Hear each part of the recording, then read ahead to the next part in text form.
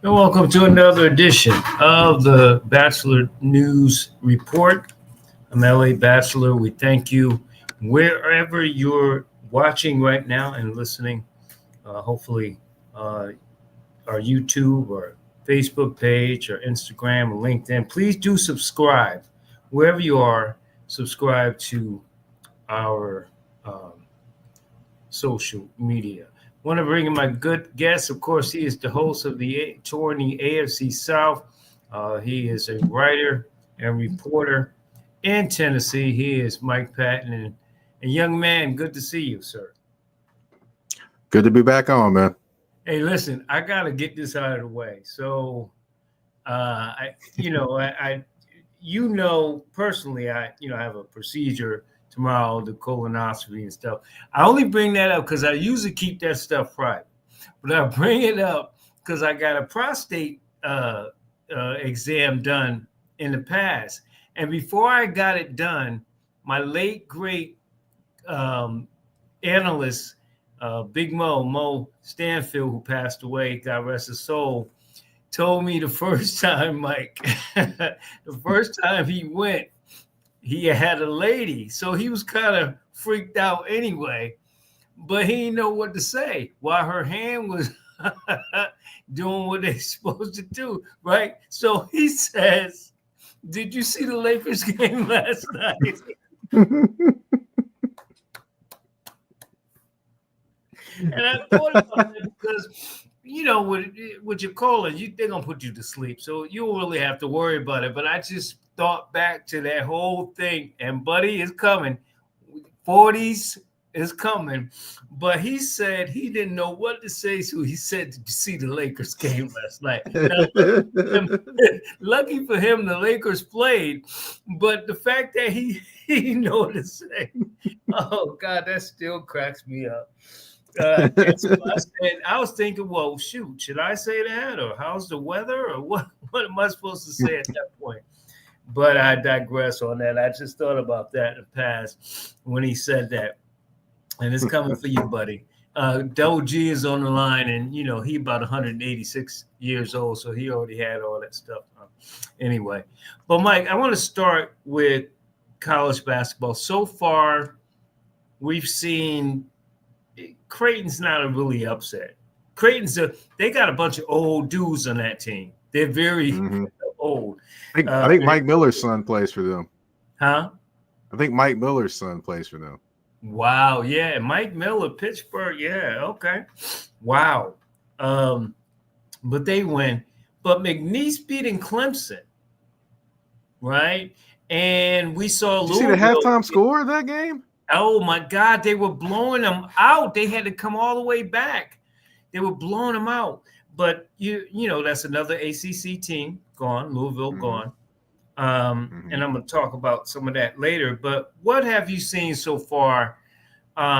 Who's outside of McNeese State? Because we've always seen 12s and 13s kind of win these games in the first round. But who's a bracket buster other than them for you? Honestly, I haven't really sat down and gone over it quite as much, but I like I usually would. I've probably been so caught up in NFL free agency, but I would say that it wouldn't surprise me to see a Wofford basically maybe go at Tennessee. Perhaps you would see there's an 11 seed, and I cannot remember the name of the team right now, but. The thing is, these teams just overall, they're much, much closer because all these teams are old now. Right. Most of them are old. I mean, the oldest team in college basketball is Auburn. They're older than the Oklahoma City Thunder team. Wouldn't you make a case to, instead of getting the 5-star kid that is going to be one and done, rather than getting a 4-star kid that may stay around longer? I would say this: it's all about having a good mixture of kids. That's the biggest thing. You can't have, the one and done scenarios are is overplayed at this point. You got to have a good mixture of guys that are, the freshman stars, the guys that have been in college for a while, the guys that are looking for that second chance in college basketball as well. and maybe the JUCO guy. You don't hear enough about the JUCO guy anymore. Right. Yeah, so you got to have a good mixture of those things. One thing I would say, if you look at Kentucky this year, they went from being one of the youngest teams in college basketball every year to one of the oldest teams in college basketball this year. And I mean, literally nobody on that team was back from last year. Everyone was brought in from somewhere else except for Travis Perry, who's a freshman. They got two. I'm sorry, they got two freshmen that are from the state of Kentucky, and one that followed Mark Pope from BYU to actually Kentucky. Other than that, everybody is old on that team, and the guy that transferred from BYU. I mean, not transferred, but the guy that followed him from BYU, he went on a 2-year Mormon mission before he even was a freshman in college. So, yeah. So he's 20, 21 years old already. You see that a lot, and you see it probably more in Kentucky because Calipari's gone. But I digress. I'll get back to him in a second. But what about this Tennessee team? This Tennessee team came up a little bit short. They played hard against the Gators and came up short. What about this team? How far can this Tennessee Volunteer team go? They make me nervous, to be honest. I think they can go all the way, but they can also get beat in the second round as well. Just because this team is, you don't have that one guy be like, okay, cool, we got to stop him. You don't have that guy with them. To me, you don't. You have Ziegler, the point guard. He's all heart, can shoot, makes the correct plays all the time. You got Lanier, who's a Nashville native, by the way. That's a guard for them. I mean, he can be streaky and shoot the basketball really, really well. But then you got you guys inside. Who do you got inside? It's like, okay, cool. Let me guard this guy, or we got to take care of this guy inside. They don't really have that one guy. You can be like, okay, cool. He can give me a bucket inside if we need it. So that's what scares me about them. They're good enough to go all the way, but they're also can be bad enough shooting the basketball to be out in the second round. Talking with Mike Patton here on the Batchelor News Report. In that same vein, what? 14 teams for the SEC, I think. 14, yes, sir. And one of them's already out, or two of them are. Right, one of them already out. Georgia's out. Two of them actually already out. Texas, that when Texas came back on and lost to Xavier, and now Georgia got blown out by Gonzaga. Blown out. And look, they haven't. Maybe it's because they haven't been in the tournament in a long time, but we weren't. I don't know if I expected them to get blown out. I expected. I'm not surprised that they lost, but the way they lost, I was a little bit surprised. Do you think that the SEC and even some cases with the ACC were kind of overblown in the terms of how many teams and how many dominance? We already saw Clemson and Louisville. Clemson was right behind Duke. Right, so we'll know on Duke. You got Wofford against, as you had mentioned tonight, against Tennessee. You got Arkansas taking on Kansas. Gonzaga already won. Auburn, to me, that game is not indicative of how that game went. Alabama State came to play. They just made too many mistakes, but they played hard. They just were, obviously more talent on Auburn's side, but Auburn is the team for me, like you said, kind of sleep like Tennessee. Auburn's the team that I would worry about if I'm a Tiger going in deeper in this tournament. Yeah, I mean the ACC was traditionally very down this year. They literally. It just to me the hype didn't match what you thought they may have been this year. So the ACC was really, really down to me. The SEC was up, yes, for sure. But I would say this between Florida, you've got Florida, Tennessee, you've got of course Kentucky, you've got Auburn, you got Alabama as well.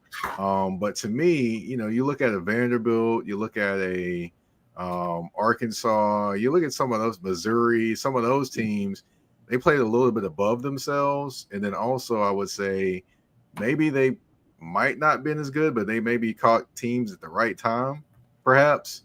I would say the conference as a whole has definitely gotten better in basketball. I mean, I remember a few years ago when they were talking about maybe only 3 to 4 teams coming out of the SEC, and now they've gotten better. Do I think they're like a super conference in basketball? No.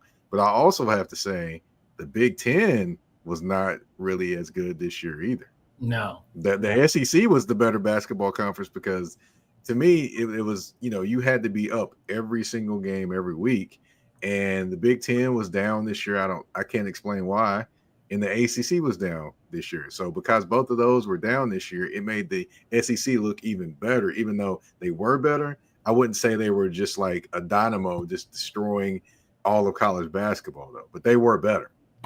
Let me ask you this. We'll talk with Mike Patton here on the Batchelor News Report. You mentioned the Big Ten, and I think on the women's side, they're better, certainly with USC and UCLA being the way they are. But who has, I mean, I'll just throw three names at you because I don't want to put you on the spot. You're thinking all these.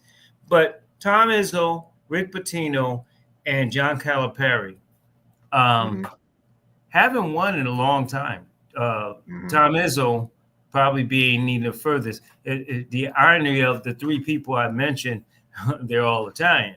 But who has the most pressure to get another championship out of those three? I would say if you have to ask me like just this year right now, I would say none of them really have a lot of pressure. Calipari is being, lauded as being like a god pretty much because he's bringing basketball talent back to Arkansas. Now, I would say this, let it be like 3 or 4 years later and they haven't went anywhere, that pressure will definitely be ratcheted up on him. As far as Tom Izzo, I mean, he's the man that walks on water when it comes to basketball in Michigan State. I don't see much pressure on him. But I will say with Rick Pitino and the things that he's doing with St. John's, the pressure definitely will be up next year on him as they've progressed and got better with the years that he has been there.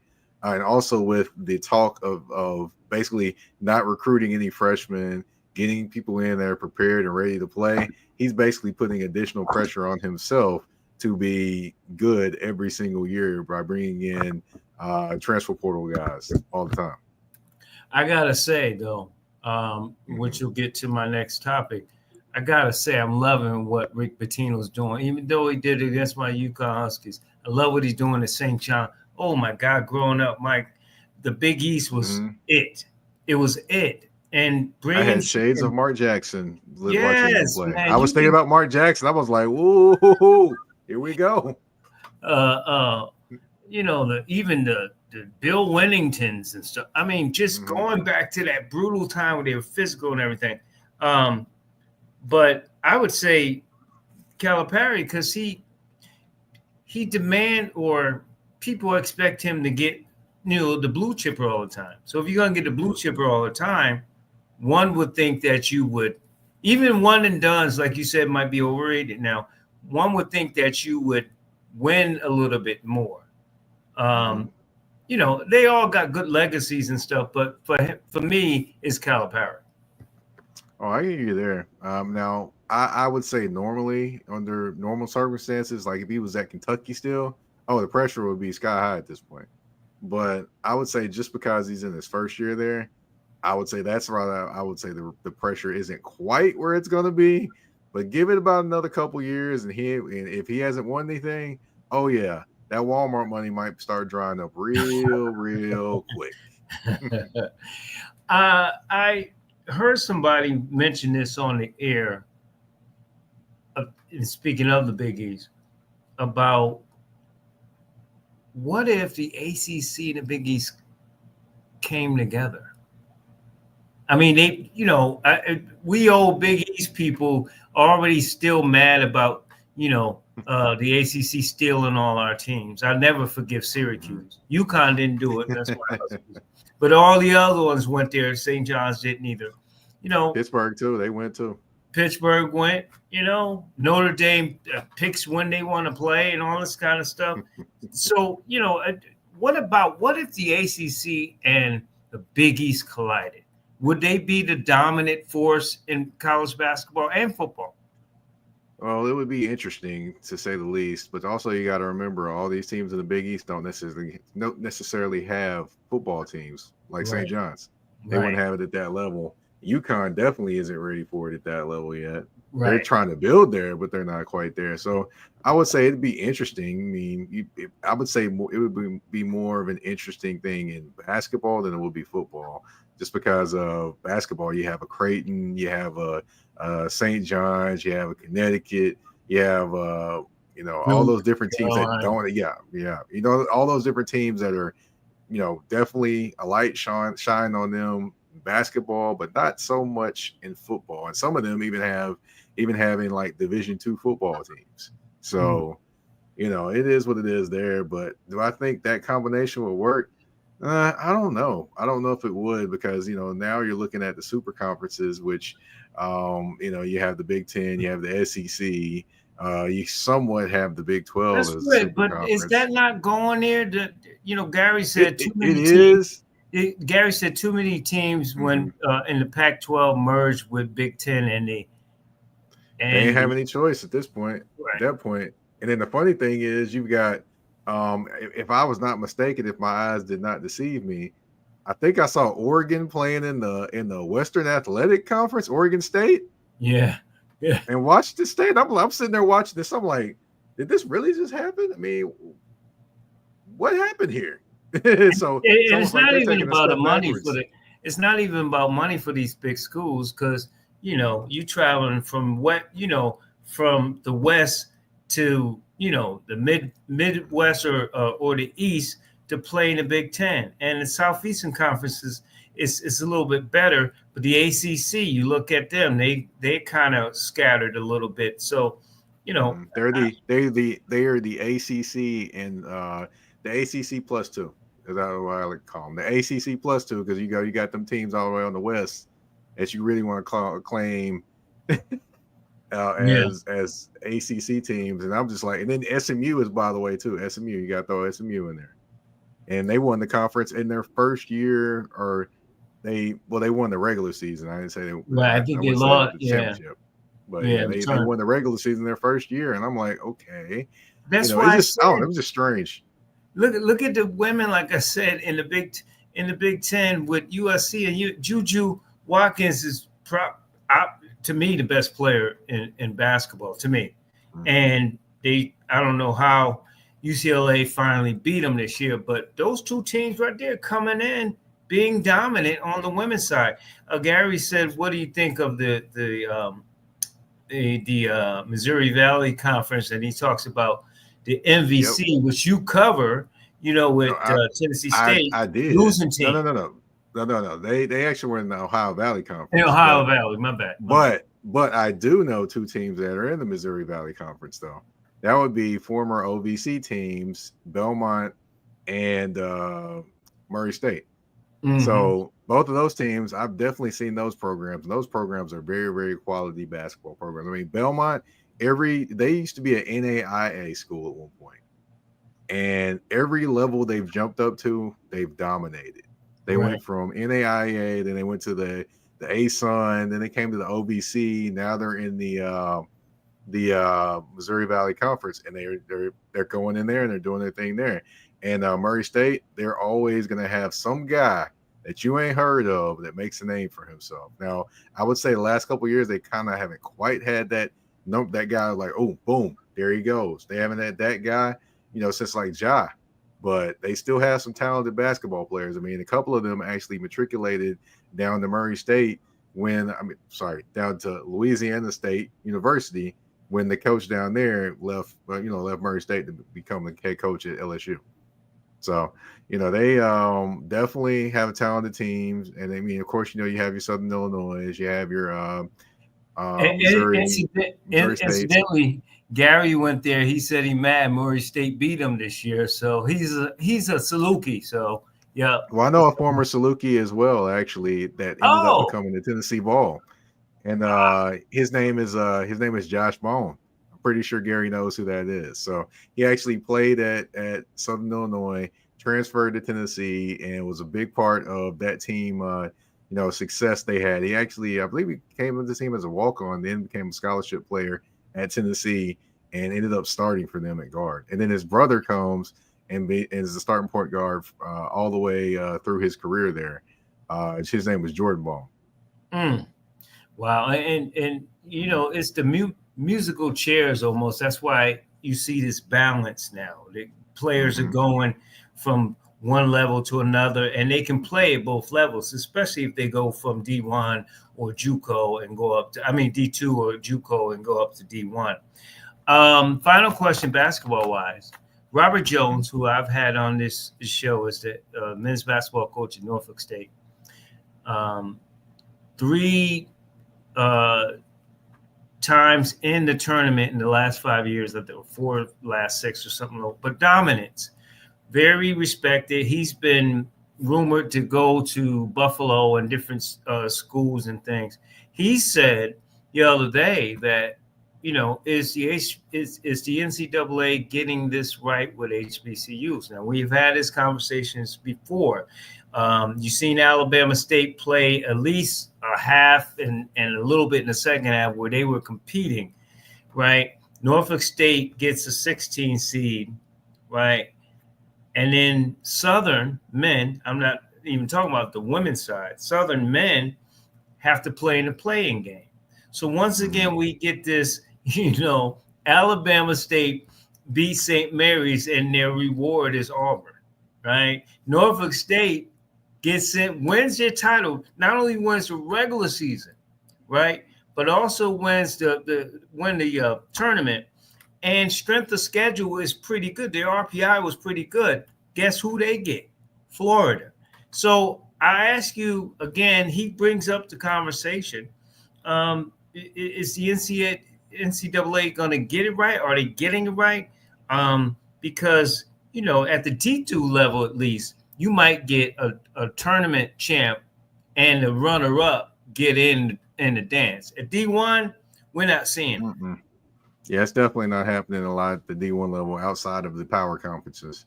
But one thing I will say is that um, I do understand some of the teams being played in terms of HBCUs playing in the playing game. But when you do win your conference and I believe they were the regular season champions as well. Yeah. I'm not for sure. Yep. Yeah, when you're the regular season champ and you win the everything else, honestly, that says something. Now you can correct me if I'm wrong. They won the regular season and they won the postseason as well, correct? Yeah, I was So in there.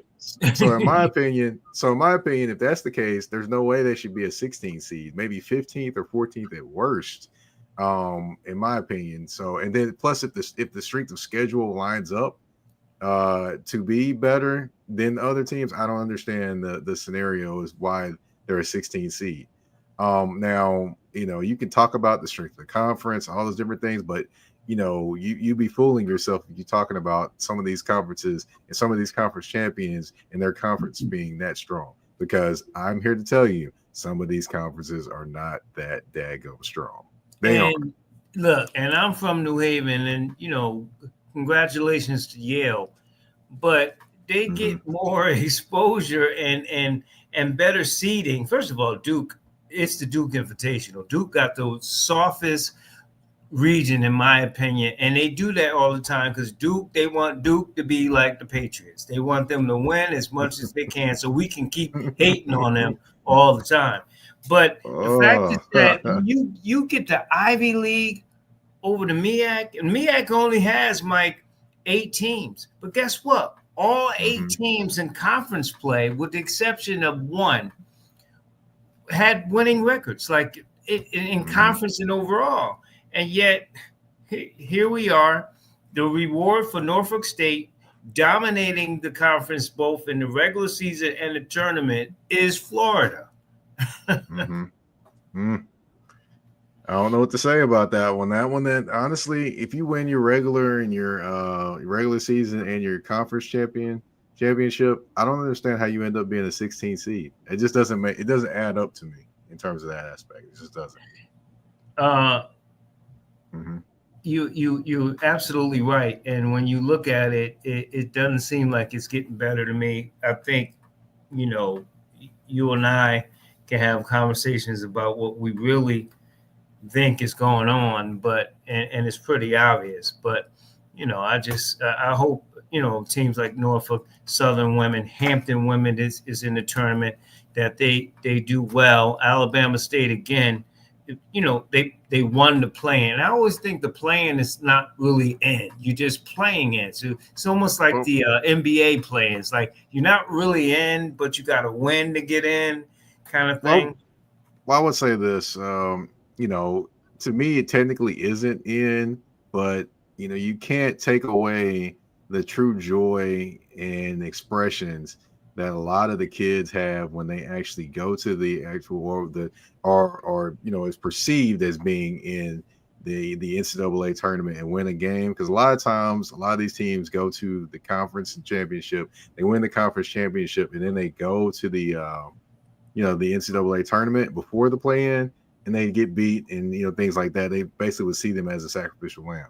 Now, of course, I do enjoy them having the opportunity to actually win a game and maybe go on a run. I mean, there's been plenty of teams that have been in the play-in, and next thing you know, they're making it to the second weekend. So, I do enjoy that part of seeing the expressions on faces of kids that maybe may not have gotten this opportunity to win a game in the NCAA tournament, or for some still technically aren't winning a game in the NCAA tournament. But either way, I do enjoy the expressions, the joy, the emotions of those kids when they get those wins. And see, you got to understand sports. A friend of mine asked, "Why are they crying?" Because look, they may not ever play organized basketball again. What Mm-hmm. is it, 2% maybe make it to the NBA, if that? So of Right. course they're gonna be. You had to play like you played ball. You give it up. What are you gonna do? I want to play golf. No, I want to hit somebody. You lose that feeling and you don't get that feeling back, especially with your brothers in that organized sport. So I was trying to explain it to her. It's like they're upset because this is it. They know it's Mm-hmm. it. You know, Yep. and They and you they are got they are the they are the true plumbers that JJ Redick was talking about a few years ago. Not hmm not not to discredit anyone that's playing college basketball, but just meaning that a lot of them will not be suiting up after the lights go off and the L drops on the scoreboard. That's right.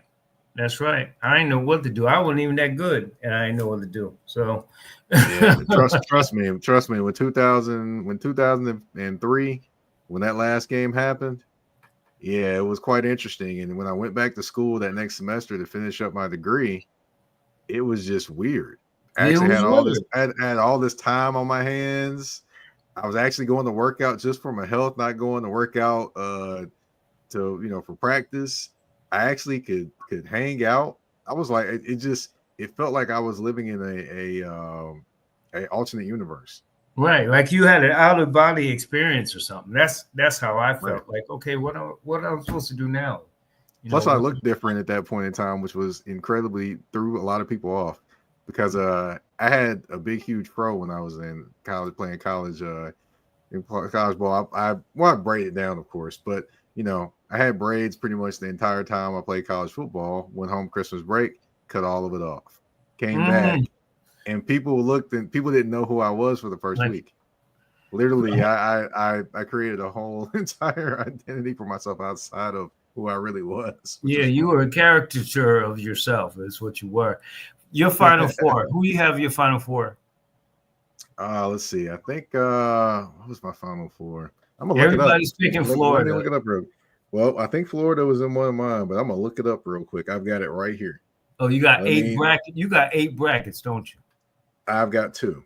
I've Okay. got two brackets. I for sure have only I got two know my brackets. next guest got about 4 or 5. Nick, he always got a bunch of I'm them. So I'm trying to find it now. I'm trying to find my bracket now. Let's see. Who do I have? anybody but Duke, please. Oh Somehow, no, I just definitely leave don't him. have Duke.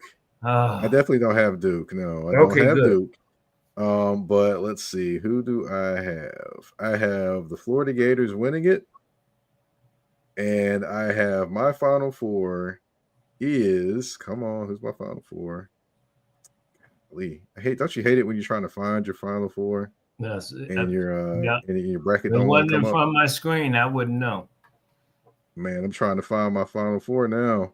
Let's see. What do I got? I got my final four is let's see. I've got Florida and Houston on one side. I've got Florida and Houston. Who's I got? Final four. Here we go. I've got who do I have? I got Florida, Michigan State, and I've got Houston and Alabama. That's who I've got. Thank you. You just thank you. Because all the so-called quote unquote experts got Florida, Duke, Houston, like the same teams, right? I'm not really sold on Houston. I love Kevin Sampson though. You know, he gonna mess around and do something that make you scratch your head. Cause see, the thing about Kevin Bruce Sampson, Pearl does that all the time too. Oh yeah, me. Bruce always gonna do that. Bruce is gonna do that every year. You can just count on that. It's like, look, this is the death taxes and Bruce Pearl messing up in the big time game. It's gonna happen. It's just gonna happen. And then let's see. I'm looking around to see what I got in my other one because I got a couple of them. So yeah, man, I've got a couple brackets. I know. People are trying to tell me about myself, but yeah, that's what I got in my other bracket. I got Florida, I think, winning in both one. I got Florida winning in one. I think I got Alabama winning in the other.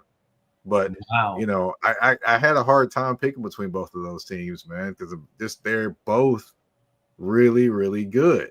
And I'm like, man, you know, and then Alabama, they got just a depth of guys that can shoot the three. I was gonna say. But the thing that always messes with me about that is I remember my dad always saying when I was a kid, he used to always say this: if you live by the jumper, you die by the jumper. I used to hear that all the time as a kid. So that's why I have a hard time saying Alabama and keeping a straight face with it. Because I remember that they shoot a ton of jump shots, and I keep thinking live by the jumper, die by the jumper. Right. And to your point, and I'm gonna quickly go to NFL. Nick, I see you on the line. Florida, I know at every level they can score, right? And they're deep and they got multiple pieces. But for me, and I'll say who I think, for me, the most experienced team is going to go far and probably win. That's why, and I'm not saying that because I'm a Duke hater, they're very young.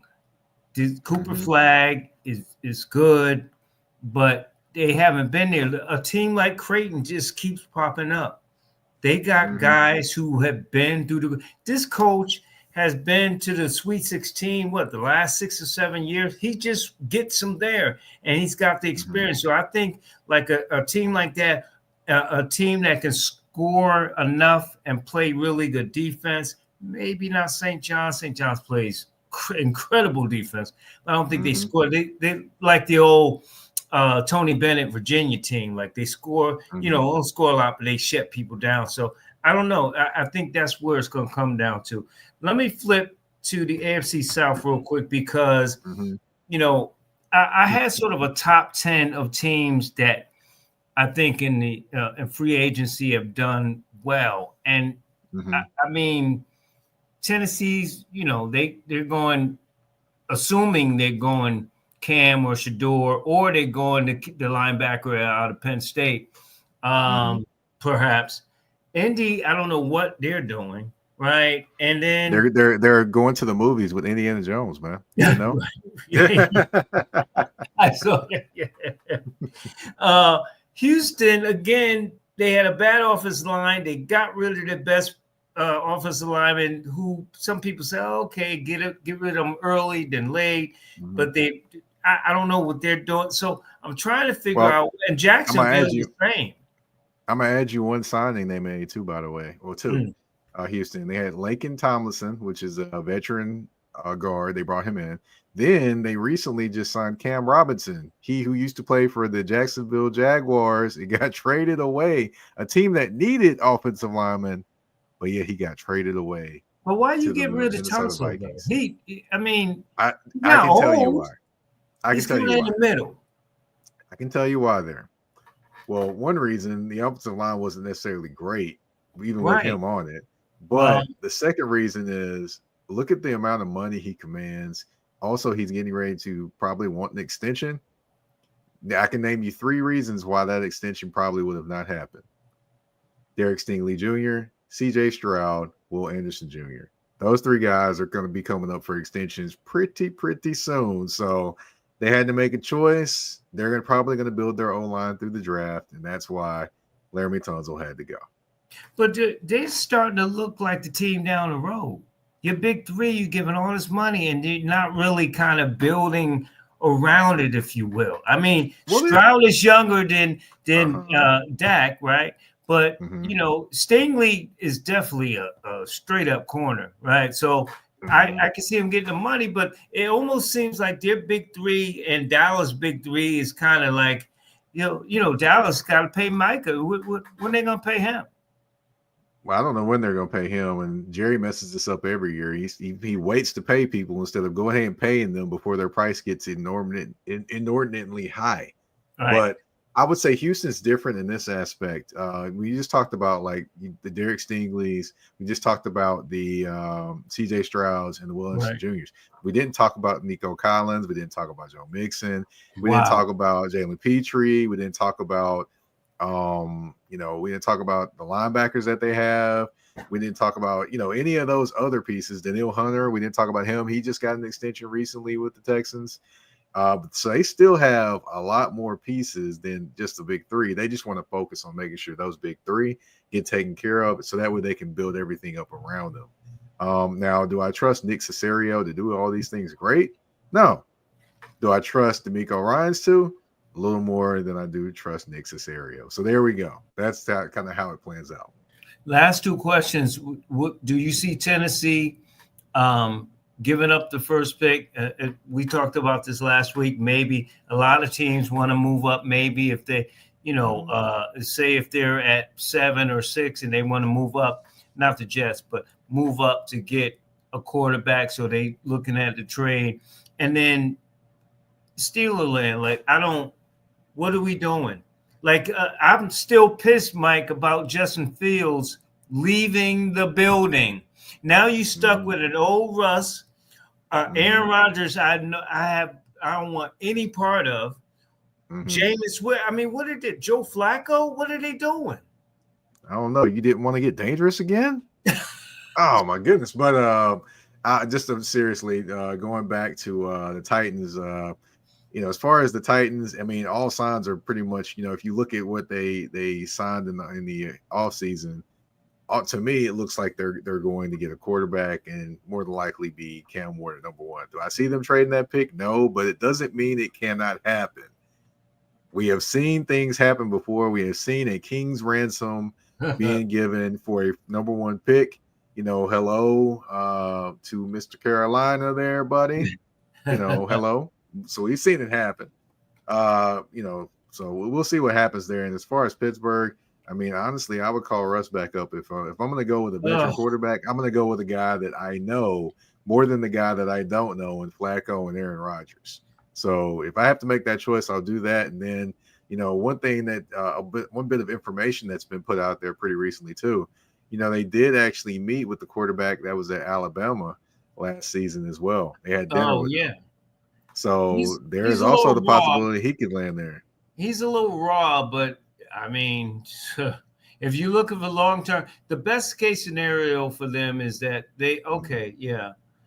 you keep Russ, even though reports him and the offensive coordinator don't get along, but you keep Russ. Because he didn't let Russ cook, Russ didn't want to cook them value specials, man. He wouldn't let Russ cook them value specials, man. Russ he can cook some breakfast, but that's about it. And then they get Mason Rudolph the Red-Nosed Reindeer back for 2 years. Not 1, 2. Titans fans are saying thank you right now. So I don't. They got to draft a rookie quarterback. Can they bring Busta Rhymes out there and just say dangerous? It's so dangerous. It's so dangerous. I love that joint. That would be quite entertaining. Probably more entertaining than Russ playing quarterback, but hey, it'd be entertaining. I do like put your hands where I can see better than that, but I get you with that. Well, Russ definitely ain't gonna be doing that because if he was doing that, he'd be doing signaling and touchdown. He don't do that too much as he used to back in the day. I shave my head, and I'm glad I do, because if it grows back, it'll be gray, man. I'm just, ooh, it's messy in Pittsburgh. Mike, before you go, let people know how to reach out to you, bro. All right. Well, you can find me on the artist formerly known as Twitter. Yeah. I don't call it X. We'll never call it X. The only X I recognize is DMX and Malcolm X. Pat, good. So you can find me on there at Mike Patton 82. That's MikePaton 82. You can also find me on Blue Sky, the same thing. You can also find me on Instagram and Threads at that's THA and THE _ general _ MP.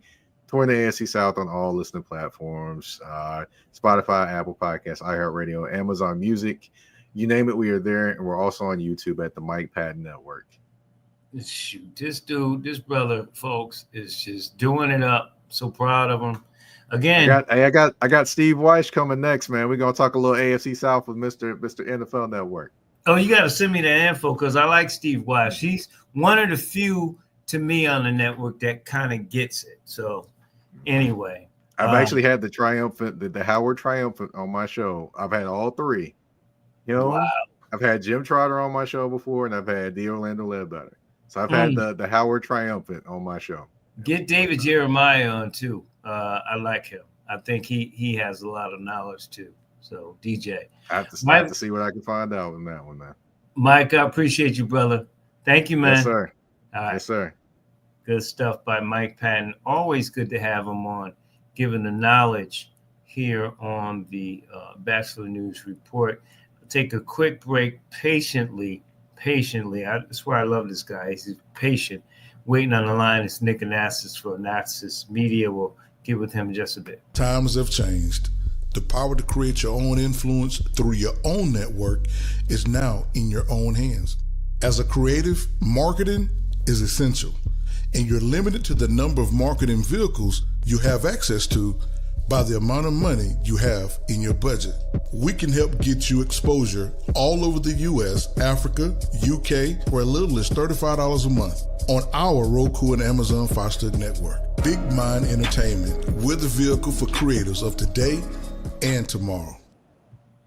Welcome back to the show. Bringing in my guest, my dude, my younger brother from Anastas Media. He is Nick Anastas. Nick, I appreciate you hanging on the line, bro. No worries, LA. How are you? Good. You heard a lot of the conversation. I want to go back to college basketball, because does the NCAA, forget the HBCUs, that's a whole different conversation. And you're very familiar with Maryland, Eastern Shore, and all those. But just in general, okay, I'm a longtime Big East guy. Like I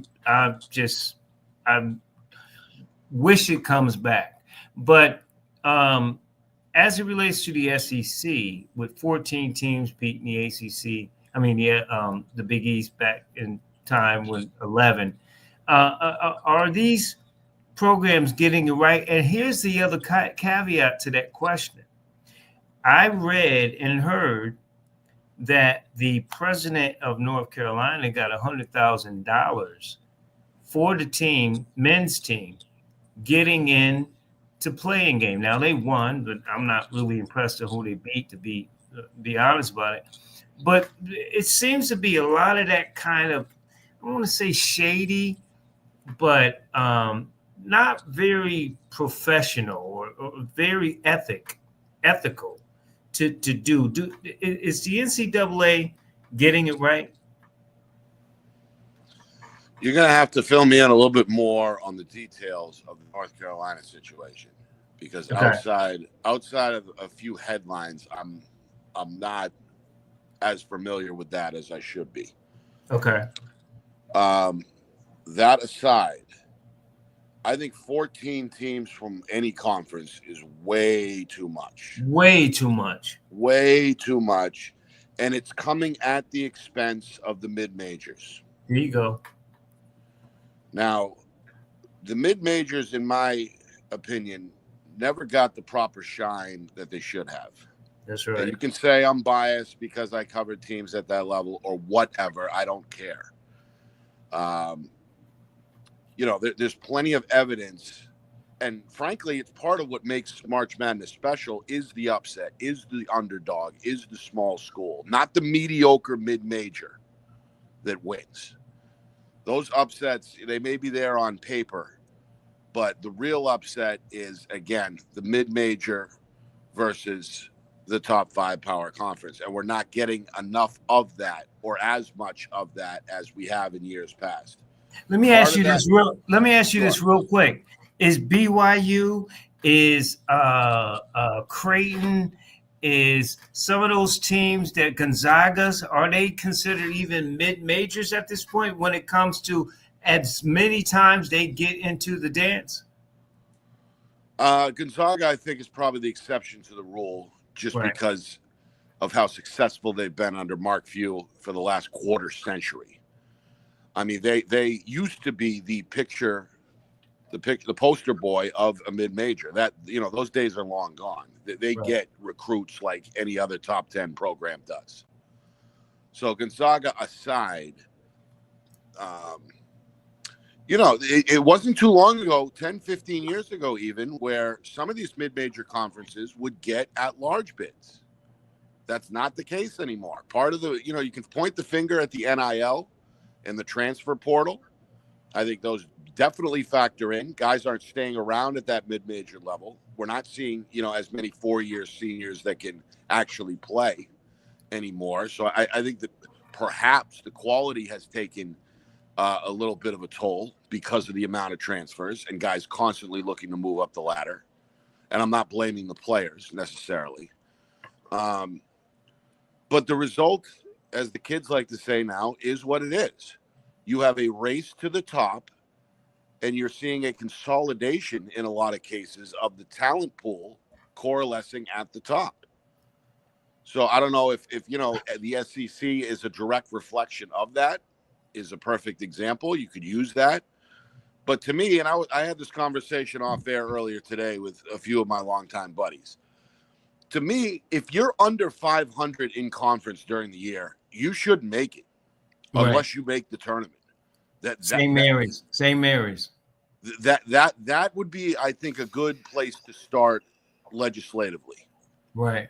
If you're 8 and 10, I don't care if you're in the SEC. You've had your chance. We know how good you are at this point. You're not going to go anywhere. You're going to make a payday for the school. We know that. You're going to take away a potential payday for a mid-major that doesn't get in. We know that. And we also know that, those teams aren't going anywhere.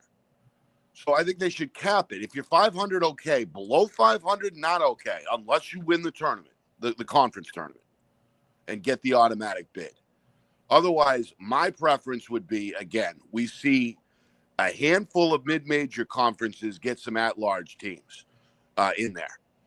Teams that were at the top of the conference standings most of the year that didn't get in, got upset maybe in the championship, something like that, still finish up 25-4 and don't get in. I'd rather see more teams like that than just, oversaturating the market with too many teams from the top 5 power conferences.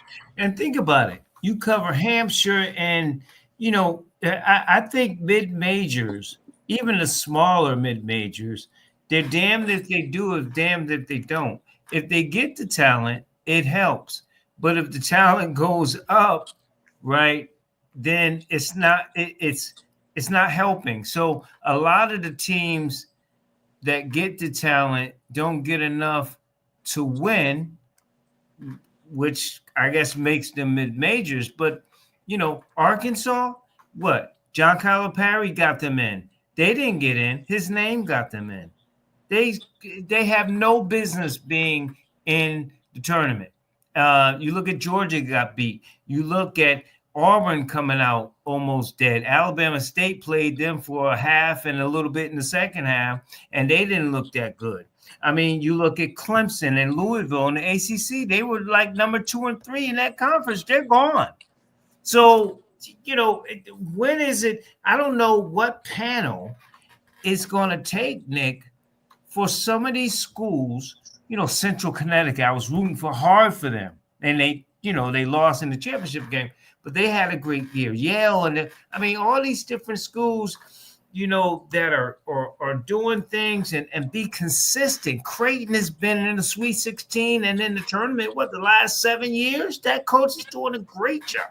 And see, and the part of it, to your point, not a lot of one and dones. Guess what? Creighton got kids in their 20s on that team. They stayed. So I guess the next question is, do you want a 5-star who's going to leave after a year, or you want a 4-star who may stay longer? To answer that directly, I'd take the 4-star that stays longer. There is something to be said about building consistency year in and year out, getting familiar with a program, developing relationships with teammates, developing relationships with the coaching staff. All that's out the window in the era of the transfer portal. Right. Now, again, the transfer situation is not anything new on the whole, but lightening the rules around it, waiving the year requirement, it has basically allowed these players to view some of these schools as stepping stones. But let me ask you this, though, Nick, because you're a players guy like I am. Get the money if you can, that kind of thing. Maybe a little slightly different, at the college level. But, if you stop these kids, I've had coaches with the NIL said, hey, there's no loyalty. Other coaches like, hey, it is what it is. Like you said, the young people say, and I just got to recruit another kid. I know at Norfolk State and at Virginia State, they lost both of them. They both lost their best player, the player of the year in each conference last year. They had to bring somebody else in. And guess what? They both still made the tournament. So it might be maneuvering and better recruiting. I don't know what is it in terms of what they can do to keep some of these kids around where the kids will actually make money. NC State, by the way, their women's side, he said, look, Coach Fancher said, we tried to spread the money out evenly. And then as it goes on, you want to, this player's, dropping 25, so they may get a little more. I don't understand. I don't know what the answer is, but it's got to be some kind of balance. Right. And that's the problem. Nobody has the answer because the answer is too elusive. This is a very, very nuanced situation developing in real time with pros and cons on each side. And you've already outlined them. Yes, you want players to be able to move up and down the ladder of opportunity. You want them to cash in on their name, image, and likeness. Okay? I'm for all that. Right. But on the other side of the coin, there are consequences to that. And we are starting to see that in terms of how it impacts the landscape as a whole. And the Power 5 schools are at the top of the chain. And they are reaping the benefits because now the old saying is the cream rises to the top. Right. Well, that's now being quote unquote allowed to happen with the improved mobility of the player. The top players are eventually going to find their way onto the top of the food chain. And that means landing ultimately with a D5, a D1, a top 5 power school. So that comes at the expense of the mid-majors. You can be pro player, but you can also acknowledge the impact it's having on mid-majors in particular, and it's not necessarily good. As a result, again, and we've seen this start 10 years ago when they started dismantling the conferences. It was no longer based on geography. It was now just based on money. And we've seen it happen. The Pac-10, disintegrated, essentially. Right, got morphed into the Big 12. The Big 10 kind of took some away from the Big 12 and the Big East. Then you had other conferences pop out of the blue, like the American Conference. UConn was a part of them for a minute. Now they're back with the Big East. But again, you have teams flying halfway across the country on a weekly basis and printing conference game and printing money to do it, like you said. Right. So this is no longer even. The facade that this was about getting an education for the player. That's not what this is. This is get me some of that short-term money so I can cash in and chase a dream. Whereas the reality is that over 99% of Division I basketball players statistically do not go on to play pro ball. Never mind sniff the NBA. So this is not about education anymore. This is about getting paid. And this is the result. The result is we have a messed up landscape. Nobody knows up from down. Yes, the players are getting their money, but we're seeing these unintended consequences, I think, play out in real time. But Nick, here's the point too. The NCAA has no power anymore. They have power over who they get in and whatever. But when it comes to everything else, the players and the coaches are really dictating everything. Like these, again, Calipari, Arkansas, to me, doesn't belong in the NCAA tournament. But John Calipari is John Calipari. And to your point about, players leaving, say, instead of playing at Arkansas, they play, they're Arkansas State. But it might be a kid at Arkansas State that can play at Arkansas. And so when that great player at Arkansas State leaves, then the program is scrambling. The program, right. Like you said, all the games you covered and everything, all, and the Hofstras and all these midterm to Fairfields and all these different teams that are out there that are pouring their hearts out to get into the tournament that went undefeated. Because here's the opposite. When undefeated, let's say, or won the regular season and, somebody hit a three-pointer that was fourth in the league and they get to go dance and New Hampshire doesn't go because they lost. Thank God for, but here's the other part. Thank God for Norfolk State. They won their regular season. They won the tournament. Their reward is Florida. Right. I mean, come on. They won the regular season. I can see if you maybe, like you said, if you was, had a losing record and stuff, you shouldn't be there. But here's Hampton women too. Hampton women went undefeated regular season, and even better than Norfolk State. They won all their conference games in the regular season, and they won the tournament. And they get a 16 seed. Southern women get a play-in. You look at teams like St. Mary's, who, like I said, I'm not trying to pick on them, but they were 15-19 or something like that. They had a losing record. And, Alabama State barely won, but they did win. But I'm with you. If you have a losing record in your conference, I don't think at any level that you should get in, because that means you lost more than you won. Right. So why would you be in the 64 field if you lost more than you won? It doesn't Plus make LA, right. And on top of that, it makes the regular season more meaningful. Right. For those teams. So down the stretch in February, those SEC games with those teams, quote unquote, on the bubble, really have something to play for. It really is do or die. It's not some hypothetical, bubble situation.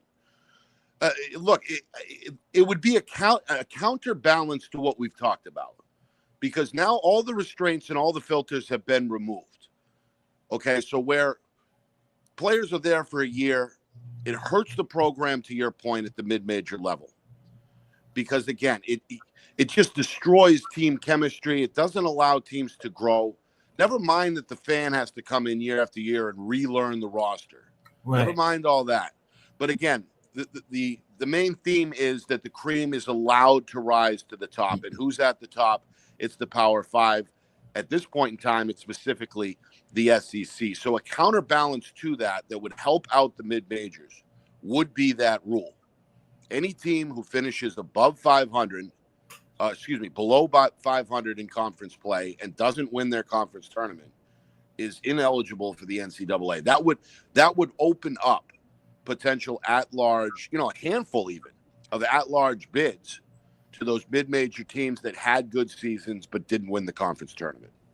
And to your point, Yale is at the time of this broadcast is staying close with Texas A&M, another team there, and we saw McNeese State. I mean, it's, they should have won by 30.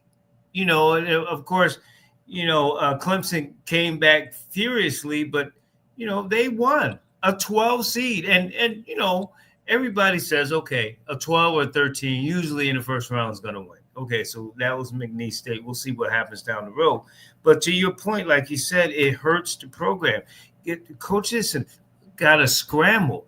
More importantly, the assistant coaches got to scramble because they're usually the ones that are going out to do the recruiting anyway. So it's like that. Let me ask you this: as the power, we talk about the power conferences, and we'll talk with Nick Anastas here on the Batchelor News Report. A lot of chatter from some people I've talked to, and even I saw on TV, is that why not Big East and ACC merge? Why not? You see what St. John's is doing. Oh my God! And Nick, you're a little younger, but I know you know the days. I long for the days of the Big East. St. John's, Pittsburgh, UConn, Georgia, Georgetown. Hoya Paranoia, Syracuse. All those teams, I just grew up watching those teams and loving that program. What about, they already took the teams anyway. Syracuse is there, and so why not Pittsburgh? So why not just merge the Big East with the ACC? That's an interesting idea. I'd have to take a closer look at it. I don't know, LA. I mean, I'm done with the merging. Like it's too confusing as it is, frankly. Right.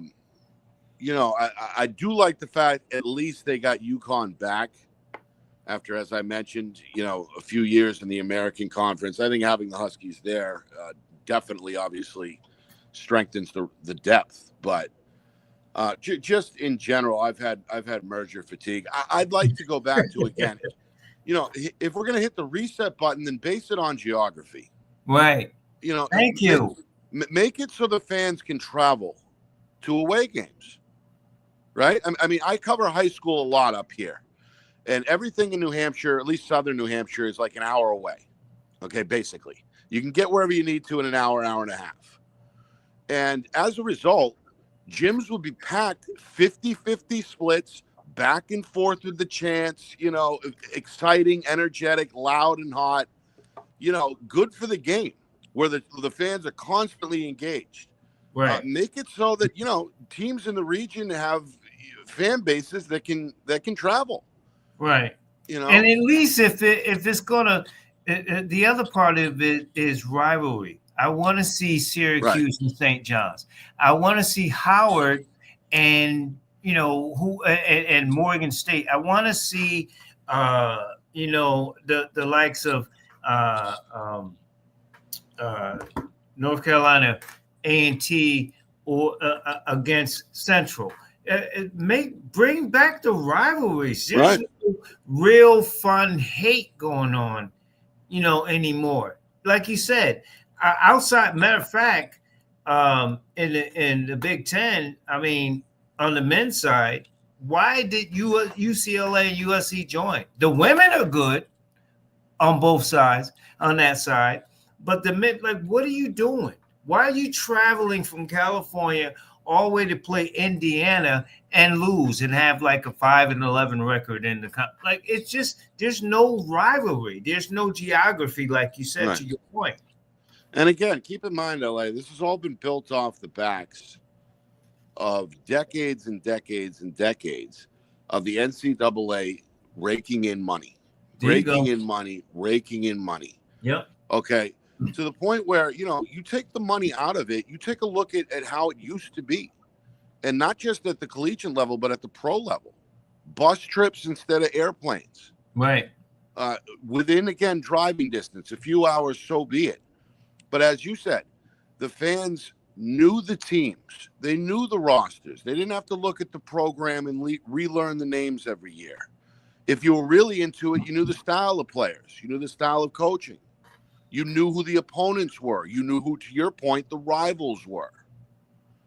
But again, the money got introduced. Now, an overnight flight is, paid for by the boosters, by the program, or whatever. They've got the full, spreads on the airplane and the whole 9 yards. That's how it is. But again, right now it's a multi-billion-dollar a year industry in what it is. Right. An industry is the right word. It's a multi-billion-dollar a year industry. Yep. And the perks that go with it allow them to fly across the country for a conference game. Knock on wood, as long as that kind of money keeps flowing in. If not, we may be back to the good old days of the long bus rides, the regional rivalries, and common sense geography-based conferences. Got someone said very dumb UCLA and USC in the Big Ten, and they said Rutgers travels to Berkeley. To your point, I guess it really affects the midterms.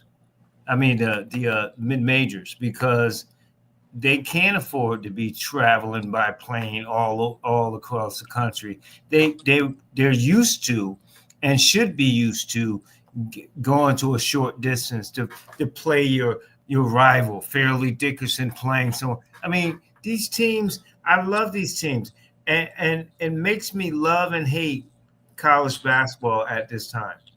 I love it because of the upsets that can happen, but I don't see enough teams in at the mid-major level to be in the tournament to upset teams, and, right. And that's the downside, and it's really disheartening, because again, I'm one of them old dudes that I love the Big East, and now the Big East, like you said, they are All-American, whatever conference that was, and you see what Notre Dame gets to pick who they play in football and in the ACC. I mean, just all this crazy chaos stuff that's going on.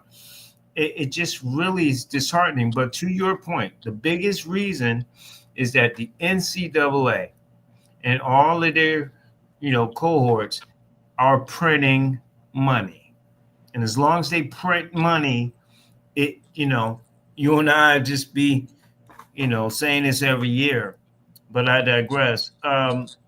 Real quick, I mentioned McNeese State beating Clemson. Who's your bracket buster, and who's your Final Four?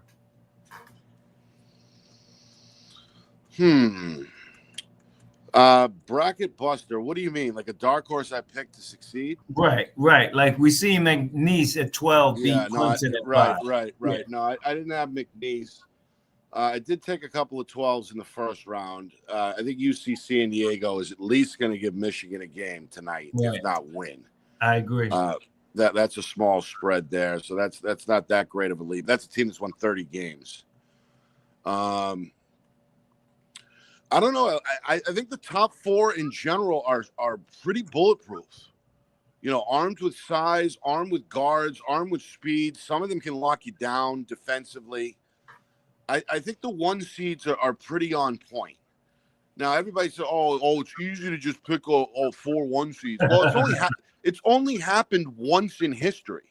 Right. So it's actually a ballsy pick. Pardon my language. Right. Okay, by the math, I'm going way up against the odds. Right. But I'm doing it anyway. I'm taking all 4 1 seeds.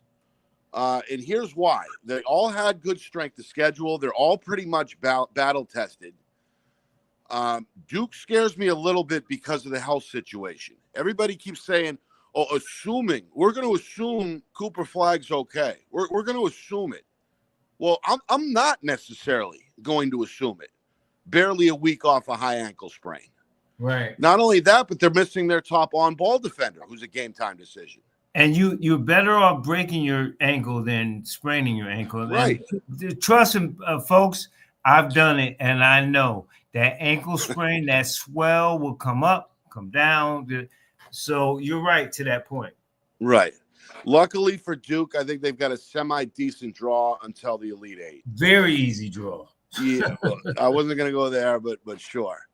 They're going to run into athletes at Alabama that can play with pace, that can make shots up and down the floor, trip after trip, like Duke does, that can match up athletically like Duke does. I think that's going to be one of the best games of the tournament in the Elite Eight, Duke, Alabama. That being said, I do like Duke to prevail. And then again, with the Final Four, give me the top, the top 1 seeds, all 4 of them. And then ultimately, I got it at Auburn and Houston in the final. Houston, I think, because it's their time. They've been on the doorstep. They've been through a lot of battles. They've been through the NCAA tournament battles. They still have size. They still have depth. And I think they've got a little bit of a chip on their shoulder this time. Duke, meanwhile, under Coach Shire in year 3, would be in unfamiliar territory with a young team.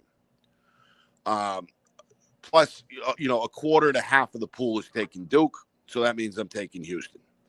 And then in the final, I think Auburn is the best team. I think they probably had to exercise their demons against Tennessee in the SEC semis. We've seen that happen, where a team will lose, regroup, and then go on a run to finish the deal.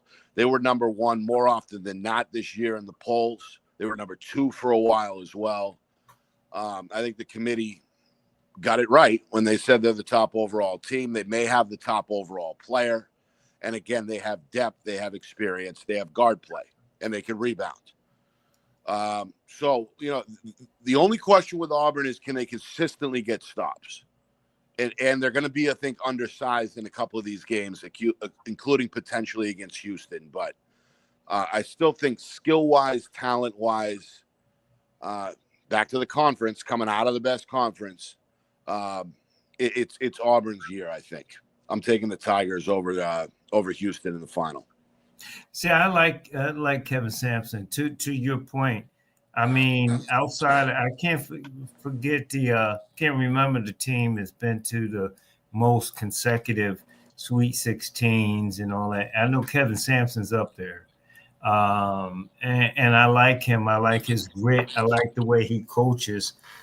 Florida, everybody's, darling pick. They can score at all 3 levels, and they're athletic, and they could throw a bunch of people at you. I get that.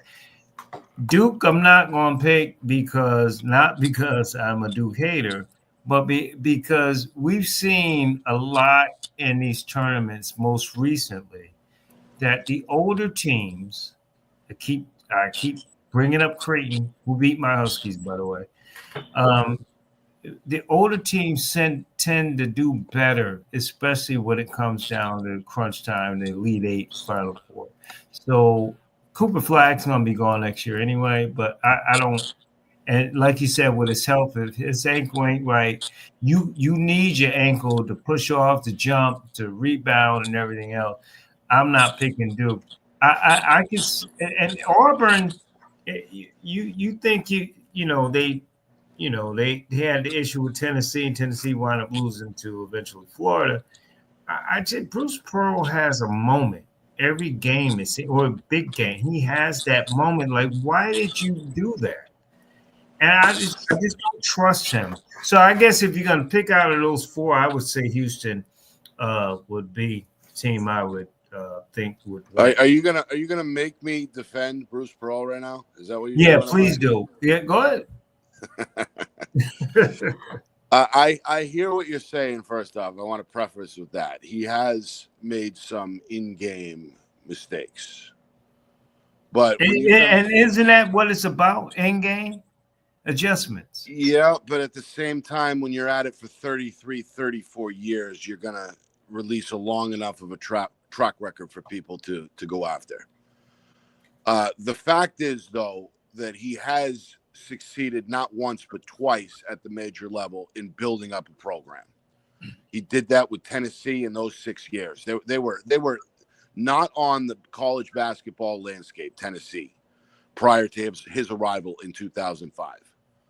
He built them into a perennial contender, not only in the conference, but had them consistently as a low seed in the tournament. And then same thing with Auburn. He's been there now a decade. Auburn was MIA from the time Charles Barkley left to Right. the time that Bruce Pearl arrived. Okay? And now, again, he's got them over the last few years in the hunt for a national title. But you're telling me that this is the same. I just don't trust them. Like, I understand building a program, but building a program and getting to the next level and winning. Remember, they haven't been to the Final Four since 2019 or something. They got beat in the first round last year. So I just don't trust him. I don't. I trust the other coaches, even John Shire, which I'm not a big fan of either. But I think that Kevin Sampson is proven that he can get on the grind and get his team to a Final Four. I just don't. I'm trying to think of a different word, but I just don't trust Bruce Pearl when it's a minute and a half left in the game and you're down by 2. I don't trust him. That's fair enough. But if he does get it done, then the accolades and I think the respect has to come at that point. Yeah, agreed. What because about that's the last question mark remaining with him. What about guys? And I asked Mike this. I'll ask you this real quick. Turn to football. Rick Pitino, John Calipari, Tom Izzo. I made the joke earlier. They're all Italian, but those are the guys that kind of popped in my head when I thought, okay, national titles, right? I get that. But who has, I don't want to say pressure, who needs to win in terms of bettering their legacy out of those 3?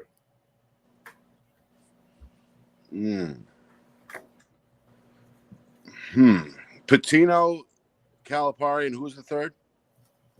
Pitino, Calipari, and Izzo. I think Izzo's all set. He's got a ring. He's been at the same place the whole time. His legacy is cemented no matter what happens. Calipari and Pitino are a little different because they've had a little bit of dirt associated with their names. Right. Calipari,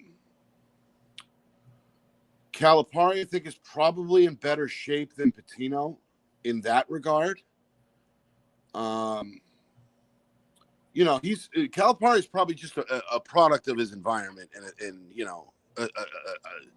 a sign of the times. He was doing the NLI stuff before it was legal, basically. Whereas Pitino, I think, crossed a kind of a different moral line with what he was guilty of. So I don't know. I guess the answer would be Pitino. I think he's got a darker of a mark, so to speak, on his reputation than the other 3. You can't be having sex on a table and all that crazy stuff. Right. Calipari, for me, though, you shake his hand, you better count your fingers at the same time, too. but I digress, Nick. We've talked about this in the past. But we'll see what happens there. Flip side, let's go to the Patriots. First part of the question, are they staying pat where they are in the draft? Second part is, I understand. Look, we talked about this last week. You kind of, with the Eagles, you kind of got to build your offensive line, your defensive line, and then you extend with talent outside of that. But you got to be solid on both sides of the ball. But are they going to draft a wide receiver? I mean, Cooper Kupp, they ain't offering him enough. I think, to your point, you get the Negrodamus points on this. You said that Cooper Kupp was probably going to be overpaid. 3 years, 45. I thought he was overpaid with Seattle. He goes home and that kind of thing. But I get what the Patriots are doing. The offensive line, now they got 2 corners and they're building. They bring in linebacker from Tennessee. You know what I'm talking about. He's really a secondary pass rusher, really not a bona fide guy. So you still need an edge guy. So what are they going to do with edge, and what are they going to do with wide receiver? Because you got the quarterback. Now you're building the offensive line, but he needs somebody to throw the ball to, and you need somebody that on third and long that's going to get to the quarterback. I think this is probably a 2-year approach, front office wise. This offseason, the draft, and then next offseason. They have the most cap room to begin this offseason. They do. As I said before, that doesn't mean you have to blow through it in one sitting. You can set yourself up for a 2-year rebuild and go into the summer of 26, still able to spend and add to what hopefully was a step in the right direction in 2025. That being said, people were clamoring, "Oh yes, they need weapons, they need receivers." That goes back to when Ian Brady was here. Down the stretch, when Brady wasn't throwing it downfield anymore, and they were back to short yardage situations, dink and dunk, if you will.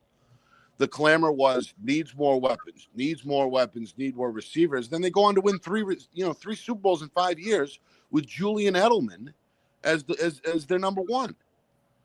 So I think they're going to find a receiver. It'll be in the draft. It'll probably be in the early second round. Now, like I said, we're not used to seeing them trade up. They may trade up slightly, jump into the end of the first round to get a receiver if there's a run on receiver there, and there may be. If not, they stay pat at the early second round. They take a receiver there. But I think the first pick is going to a tackle. I've been in that camp since day one, and I'm firmly entrenched there. I think it makes sense for a number of reasons. They're trying to protect their asset, their second-year quarterback. The line was in shambles. They need protection. You got a chance to get the best tackle on the board off at the 4th overall pick. Do it. I think that's what we see. They spent a little bit on defense, meanwhile, too. They brought in a corner. They brought in a linebacker. They brought in a D tackle. Veterans who had good years last year. So, they haven't made a splash, so to speak, but they've quietly, I think, starting to patch some holes and are starting to put together a philosophy going into the draft. And don't get me wrong. I mean, listen, build that offensive line. I get it. I get it. But are you going to be good enough offensively with the Josh Allens? Say what you want, Justin Fields, he should have been a Steeler. But even with him not being, some great quarterback, he's got weapons and a running game and everything. Miami can score. Even with, when Tua's there, they can score. Do you want to build heavily on the defense in the offensive line and not look at trying to stretch the field? I understand the Edelmans and Wes Welkers and guys like that. I get that. But in this day and age, in that division now, where the Bills are the standard and they're going to score a hell of a lot of points, do you want to just kind of keep it conservative, dink and dunk at this point? It worked with Brady back in the day. Does it work now with the Patriots with, their current offense? You got to walk before you can crawl, or other way around. You got to crawl before you can walk. And the approach seems to be, okay, if you're not going to win in a shootout, then you've got to find a way to slow down Josh Allen. So that's why we've seen their top 3 signings have all been on the defensive side of the football. Right. And they corner-wise, they're good for a long time. Right. So they build on strength at corner, and then they add to the other 2 levels as well. Spillane, by the way, has been in the top 5 in total tackles the last 2 years with the Raiders. He can play. He's a late bloomer. Yeah. Kind of a backup his first 4 or 5 years. He goes to LA or to Oakland and then, figures it out. One of those type of guys, similar to Braun in Philadelphia. Right. And speaking of Philadelphia, Milton Williams, we saw what he can do on the big stage in the Super Bowl. Oh my God, that's a huge pick. Huge pickup. Okay, so if you're not going to outshoot Josh Allen, and again, on a limited free agent market where there's old, banged up, question mark filled receivers at the top, then you don't have the options.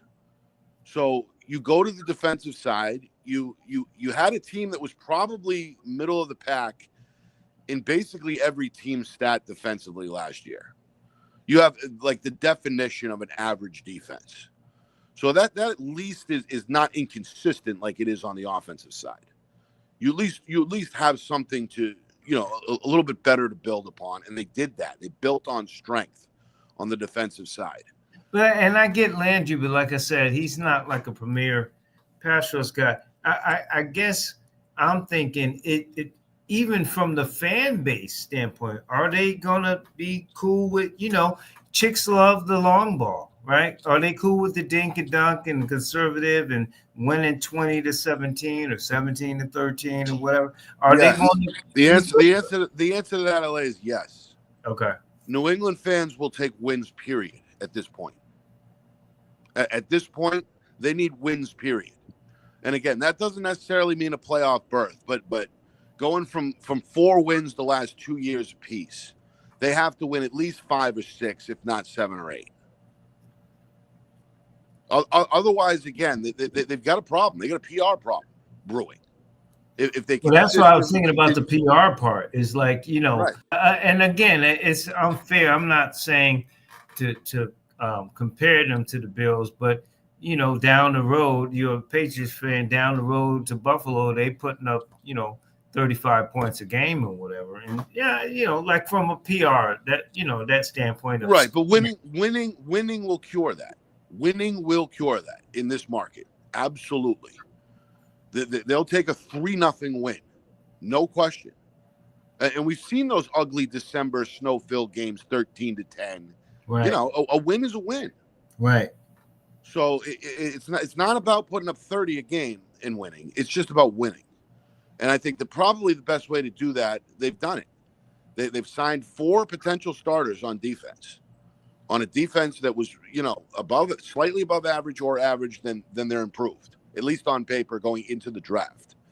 Now, again, the bigger holes are on the offensive side. It starts up front there, as we know. Tackle makes sense in the first round. Right.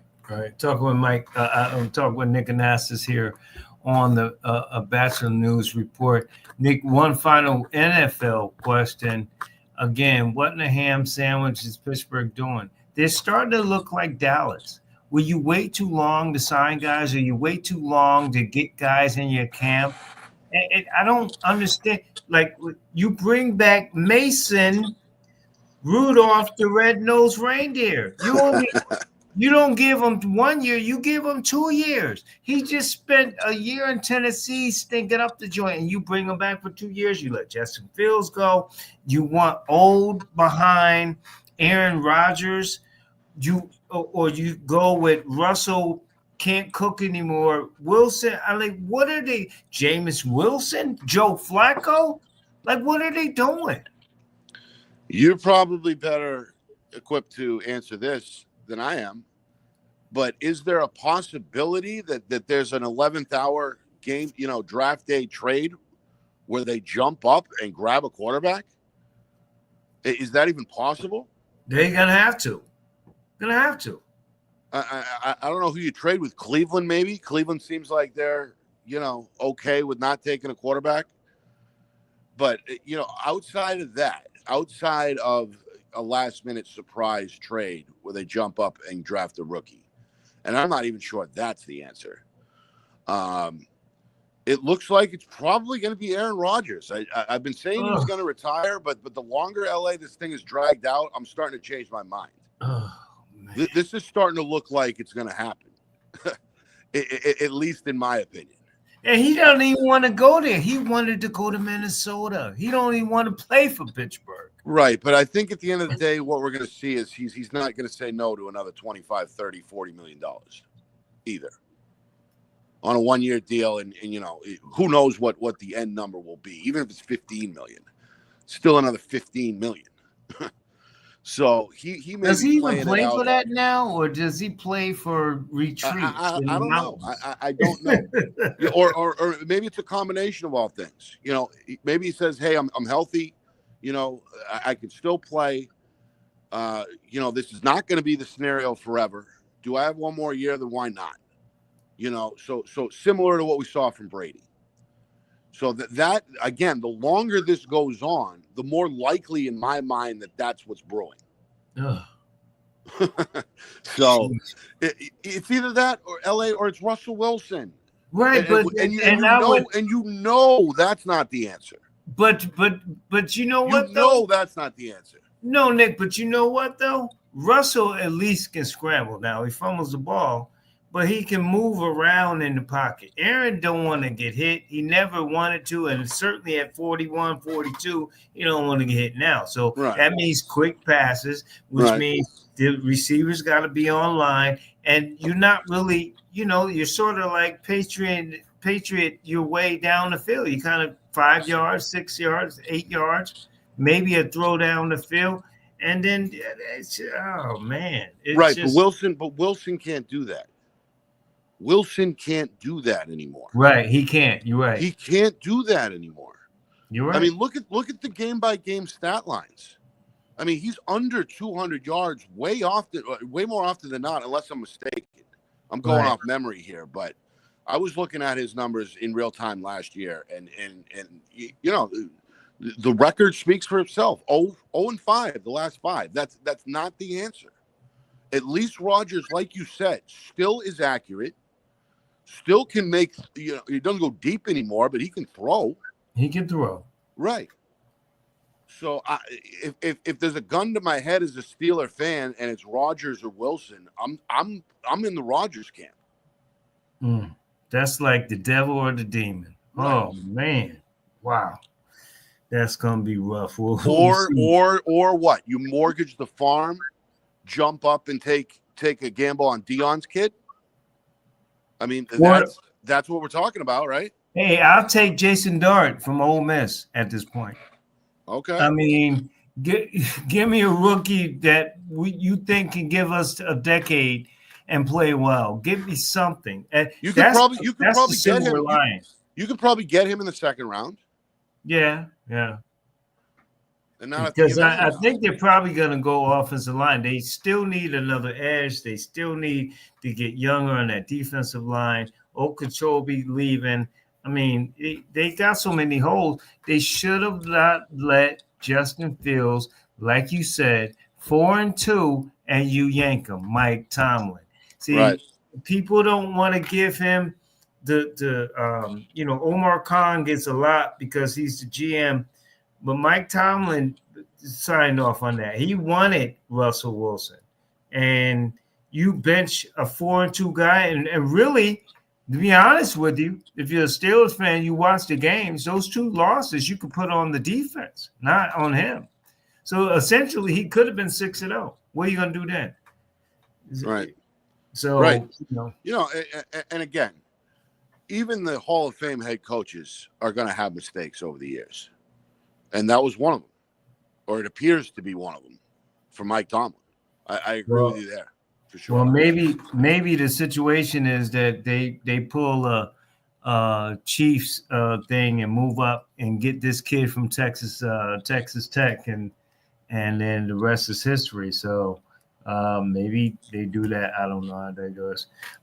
Real quick before I let you go, in the NBA, look, Cleveland all of a sudden, the Celtics, which nobody saw. Okay, it's Cleveland's to win at the top seed.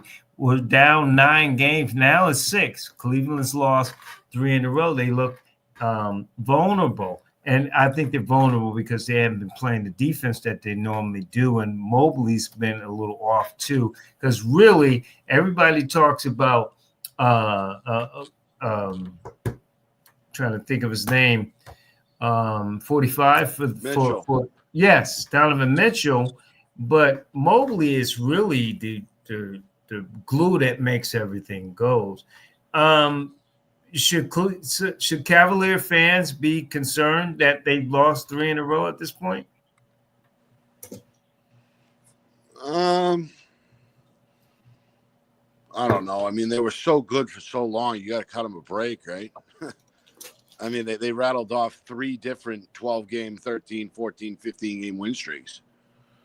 So this is more of a course correction than a stock market crash, so to speak, in my opinion.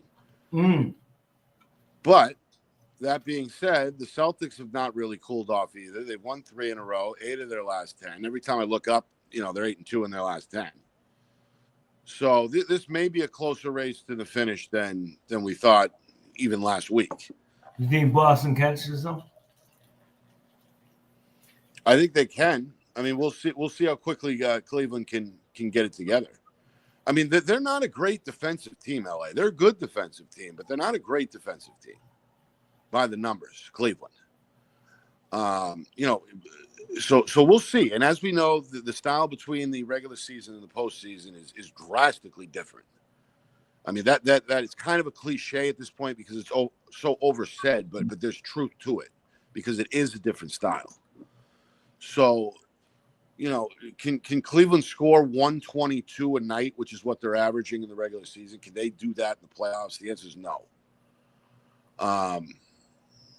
Boston, I don't think will be that or impacted by the difference as much. I mean, both teams like to get up and down. Both teams like to jack the three. Both teams have similar styles.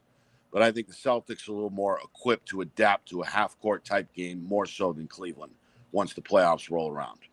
Are we assuming, though, because look, I know Boston's very talented. As a Sixer fan, I hate it. But are we assuming that, okay, they're the champs, they're going to come out of the East? Is it like a foregone conclusion, or can you see anybody beating them? Potentially. No, is the short answer. I think Cleveland will be there in the West Finals, and I think Cleveland will take them to 6, and that's an achievement. That's obviously an accomplishment for a franchise that has been so up and down. I mean, I can't think of a team outside of Cleveland that has experienced the highs and lows of the last 2 decades more so than Cleveland. Right. Can you imagine the Lakers or LeBron going to Cleveland and playing in the finals? That would be something. Right. That would be a fun storyline for sure. Plus, again, LA, the Celtics are the NBA champions. It's the same roster as last year. That's right. Okay. Cleveland, they went to the second round last year, but there's not a vet on that team. There's not one vet, bona fide through the wars vet. You can say Mitchell, sure, but he hasn't had extended playoff success ever. That's why I didn't think of it. I was thinking about Mobley as he's progressed. Donovan Mitchell didn't do much in Utah, and he certainly hadn't done much in Cleveland. Right, and I'm not blaming that on him either. He's a hell of a player. He carried those teams. Right. But at the same time, if they go to the East Finals to face the Celtics, that's uncharted territory for that group. So that's advantage Boston right there. Home court advantage for Cleveland or not. Boston's got no problem winning on the road in the playoffs. Let me ask you real quick about a few teams. Houston doing very well. Of course, they have the former Celtics coach, the protege of the coach. How do you think they'll do in the playoffs? And then when you have a team like the Knicks who rely so much on Brunson, and again, ankle, and he's going to be out probably another week. We see LeBron in LA still going through stuff. I mean, tell me some of the teams that you think that could shift into better spots, especially with the Knicks, the way they're struggling. They may not even be the 4th seed, let alone they can't even beat, consistently Cleveland or Boston. Right. We'll start with Houston. Ime Udoka, yep, their head coach, left town via scandal in Boston a few years ago. There was a front office incident. Quietly takes the Houston job. Had them at 500 last year, which I think was an 8-game improvement from the year before. And here they are at 45-25. That sounds to me like coach of the year. They're the number 2 seed in the West. Houston had been down, for a few years before he got there. And here they are potentially as the number 2 seed in the West.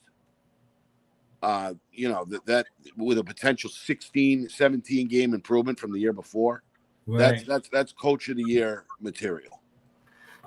So I'll say that about Houston. Meanwhile, Oklahoma City, though, just continues to play lights out. Why do people keep shitting on them? I mean, really? They've taken, talk about the steps. They've taken the steps. They had the growing pains last year. I mean, why do people not take them serious? They need to, because at this point, I think they are probably going to win the West. Like I said, it seems like the stars are starting to align for them. It's their second time around. They proved it last year they finished 1 again. They finished 1. They go in the, they go out in the second round. This year, they're blowing doors. I mean, they got a 12.5 game lead on the Rockets, despite Houston winning 8 out of 10. Yep. 57-12 is no joke. I mean, if they go, let's say, 67-15, then we're talking about one of the greatest regular season records of all time. They're up there with the Bulls and everything. Right. I mean, so if they haven't gotten your attention yet, they, a month from now when the playoffs begin and the final records come in, they may be looked at differently going into the playoffs. But right now it looks like Oklahoma City. The Lakers don't have the defense at the end of the day. I'm not convinced. Thank you so much, Nick Anastas, for saying that. These Laker fans are like Dallas fans. They come out like cockroaches. They start winning and we're going to the finals and all this, and we got Luka and we got whatever. Yeah, sure. They're going to score, but can they get stops? Is a totally different question. Do they have enough depth on that front line, enough length? To match up with the Denver, even, I'm not convinced that that's a great draw for them potentially. Memphis quietly is a good team that can score.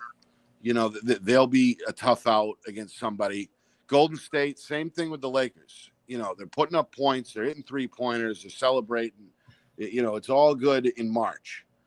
But, did they have the athleticism and the defensive ability on the perimeter to get it done in April and May?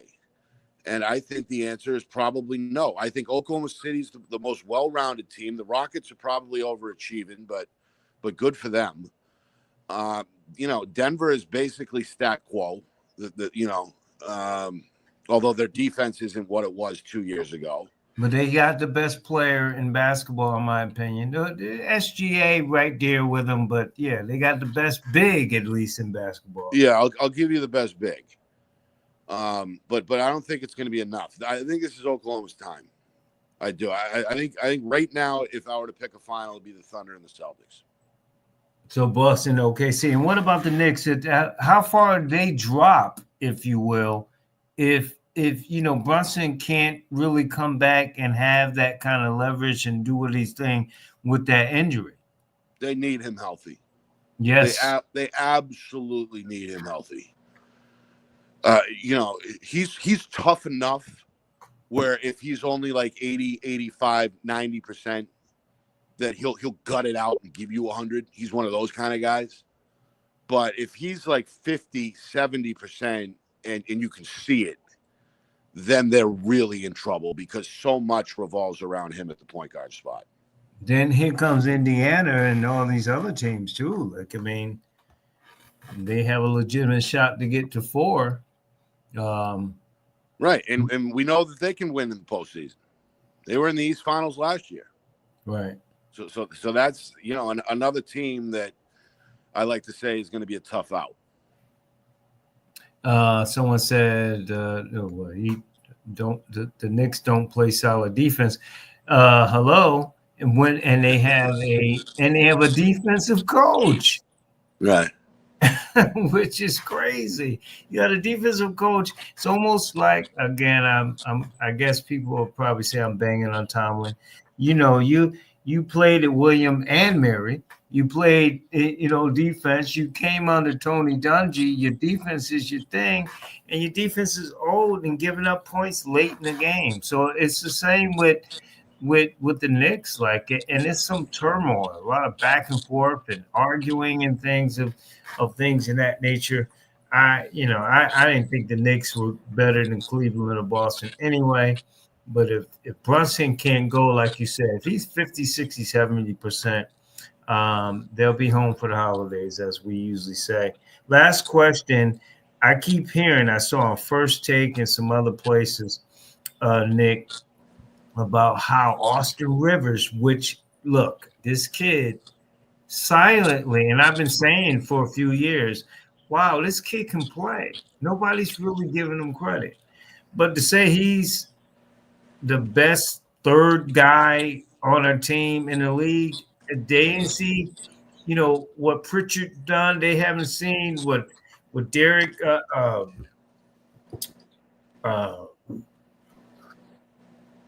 Derek White. White, yeah, I'm sorry. Had done for Boston. I'm not ready to go that far with Austin Rivers. I know he's had, multiple 20-point games the last few games and things. But listen, if you can get to Derek White, who is just that guy, and I wish he was a Philly guy, like that guy, like he's the 50-50 guy, right? Getting the balls, getting that extra rebound, knocking down that three.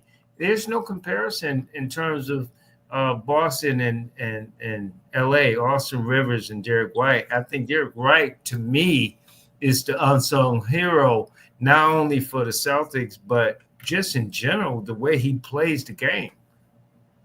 Yeah, we touched on this a little bit last time. I think all three of those guards are dynamic in that backcourt rotation. They've all had their big moments, too, whether we're talking about Holiday or whether we're talking about the backup Peyton Pritchard or if we're talking about Derek White. Those are guys that just you want to play with, right? At any level. Street ball, youth, pickup games, whatever. Give me a guy that's unselfish, that's constantly in motion, with or without the basketball, that can shoot from mid-range, that can shoot from three, that can, hit free throws at 75, 80%. Smart shots, will set screens, will dig into you defensively. I mean, do all the right and unselfish things. And all those attributes apply across the board with them. Now, again, they have their physical limitations in different ways, but that does not mean that they've been taken advantage of. And in fact, they rebound well from the guard spot on the weak side, all three of them. Holiday can occasionally even bring you into the post, Mark Jackson style, back you down. Right. So they're dynamic. They spread the floor. They move the basketball. They dive on the floor. They take charges. They're unselfish. They do a lot of the right things. There's no real egos on the Celtics in general, but especially not against those three that, they're very complimentary when they speak of each other in the media. I mean, this is what Celtics fans have been building for over the last decade. I mean, it wasn't too long ago when they had to rebuild in between the Garnett and the Pierce and the Ray Allen teams. Rondo was kind of that last piece. He left, and then they were abysmal for about a year or two. Some fans were calling for them to tank so they could get the number one pick, all that nonsense. And that's why I think Danny Ainge passing it to Brad Stevens has worked out perfectly. Exactly. Brad Stevens was a very good coach. He's even better in the front office. Right. And he's basically had the exact same philosophy as Danny Ainge. Maybe not lately, but trade older assets for multiple picks, first rounders, second rounders, whatever. 2, 3, 4 years down the road, whatever. They robbed the Nets in the Garnett and Pierce deals, absolutely fleeced them. And that helped over the next 4 or 5 years. They hit on some of those homegrown picks. As we know, Marcus Smart, Jaylen Brown, Jason Tatum, all homegrown lottery picks. Able to keep them in town. And most impressively of all, nobody's had an ego. Nobody's had a bad thing to say. They're playing basketball better than anybody.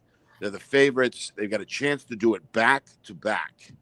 I mean, this is as good as it gets right now if you're a Celtic fan. Well, there'll be the celebration of Beantown if they do one back to back.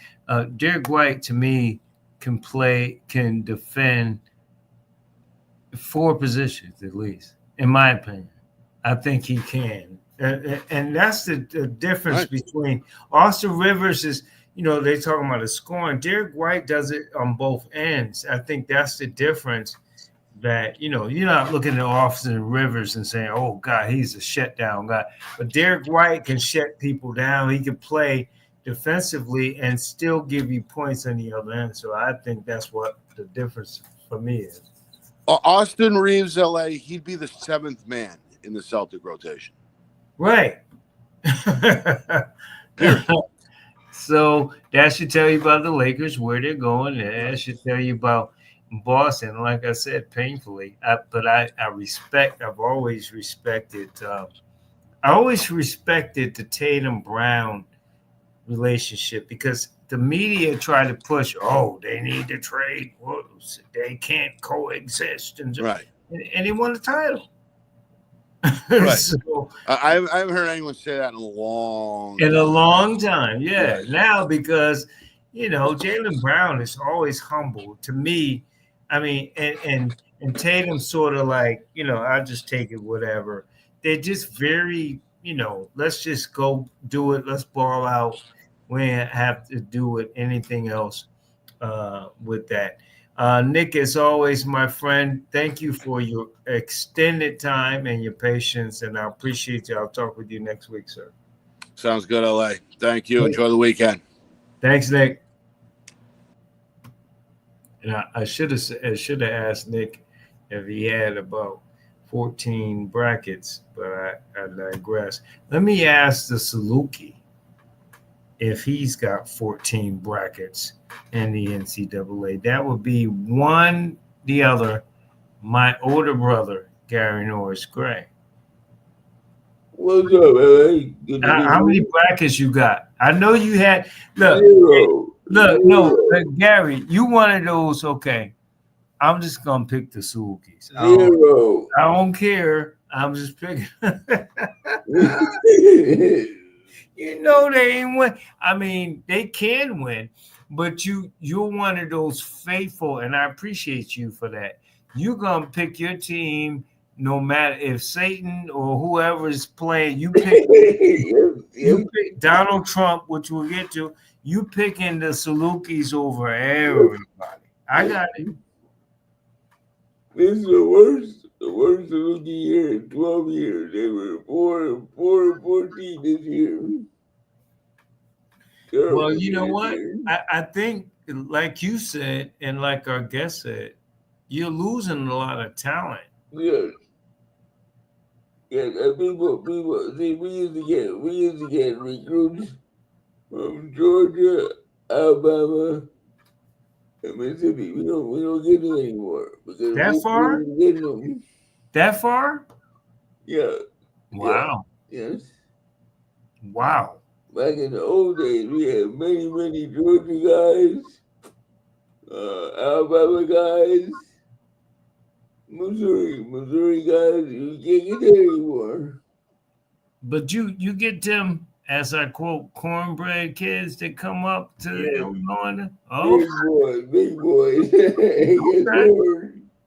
Okay. I know y'all made a run some years back, and look, just to get into the tournament, as we were discussing with mid-majors, and certainly with your school in particular, being of Native American, I'm sure it's like really hard now to try to get that talent back, even with the NIL, where you can throw some money at them. Yeah. There was a year that the Loogies were 28-5. Wow. They lost the championship game. The NCAA said you're not going to the Big Dance. See, that's a problem, Gary. That's a real problem. 28. Okay, you win. You got 33 games, and of those 33, and you ain't got nothing to do with the schedule. You win 28, and you don't make the NCAA. No. And the Dina went got beat in the first round. The Dina went to the NCAA. But here's Illinois State. But here's the thing. At the level the Salukis are, right? You went 28-5. But because you had a hiccup in the tournament, you don't get in. Say that to Georgia, who had a losing record and got beat today. Yep. Say that to Clemson, who was 18-2 in the conference. Duke was better, and they got beat today. Well, so I mean, it doesn't make any sense.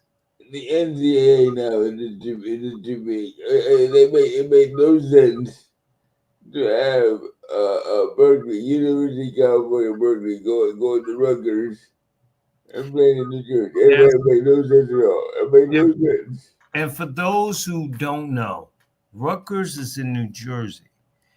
Berkeley is in California. Yep. So Gary's saying Rutgers had to travel all the way to California. Yep. I mean, think about that. That made no sense at all. But again, Gary, the Salukis don't get the money that UCLA or somebody get to go from west to east or east to west. They don't get that kind of money. Yeah. And people think that these schools are at that level, right? I went to Southern Connecticut, right? At that level that we're capable of being able to just travel. People don't know. You can get in, you'll get, a chance to be in the dance, but not all that is guaranteed money, and not all that travel. Yep. I mean, people need to understand that, Gary. I mean, Rutgers, when I saw that, I laughed. I had to put myself on mute. From Rutgers traveling to Berkeley, again, Pad Nation, they went from New Jersey and got on the plane and went to Berkeley. Yep. It's crazy. And played one game. Play one game. And went back home. That to me, that made no. All right. You are at school. You are there for education. You have to take a whole weekend to get here and go back home. Yep. That means you have no study time whatsoever. So let's just say you get in, so they give you, I'm just making up numbers. They give you $100,000 for making it. But then you got to spend some of that to get out there, and then you lose, and you still got to go back, which means you're still spending more of that money going back home. And enough is enough with the NCAA. Somebody has to stick their nose in. Somebody with some clarity, Gary. Somebody with some oomph. Somebody with some power needs to step in and say enough is enough with this. Well, do you know the Missouri Valley Conference? I looked at the field this year's field, and there were 12 former Missouri Valley Conference members are playing right now. 12. Wow. Okay. Now, what happens is the teams coming to Missouri Valley.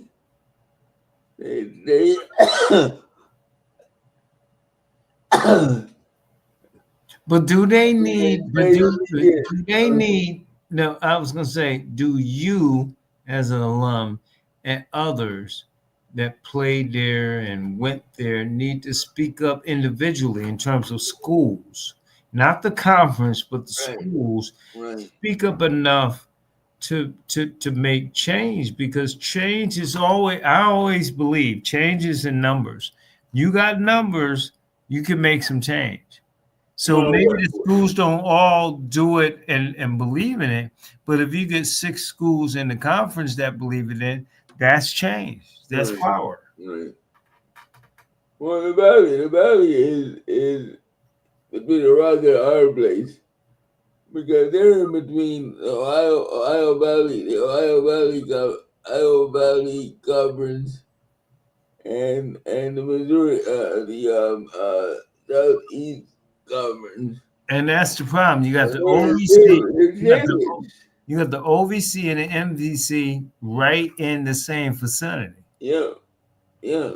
And very difficult for the right now because of the way the NBC get no respect. They get no respect at all. They really don't. Yeah, and like you said, if it's not the Salukis conference, it's the HBCUs, it's the mid majors, Yeah, other majors that don't have.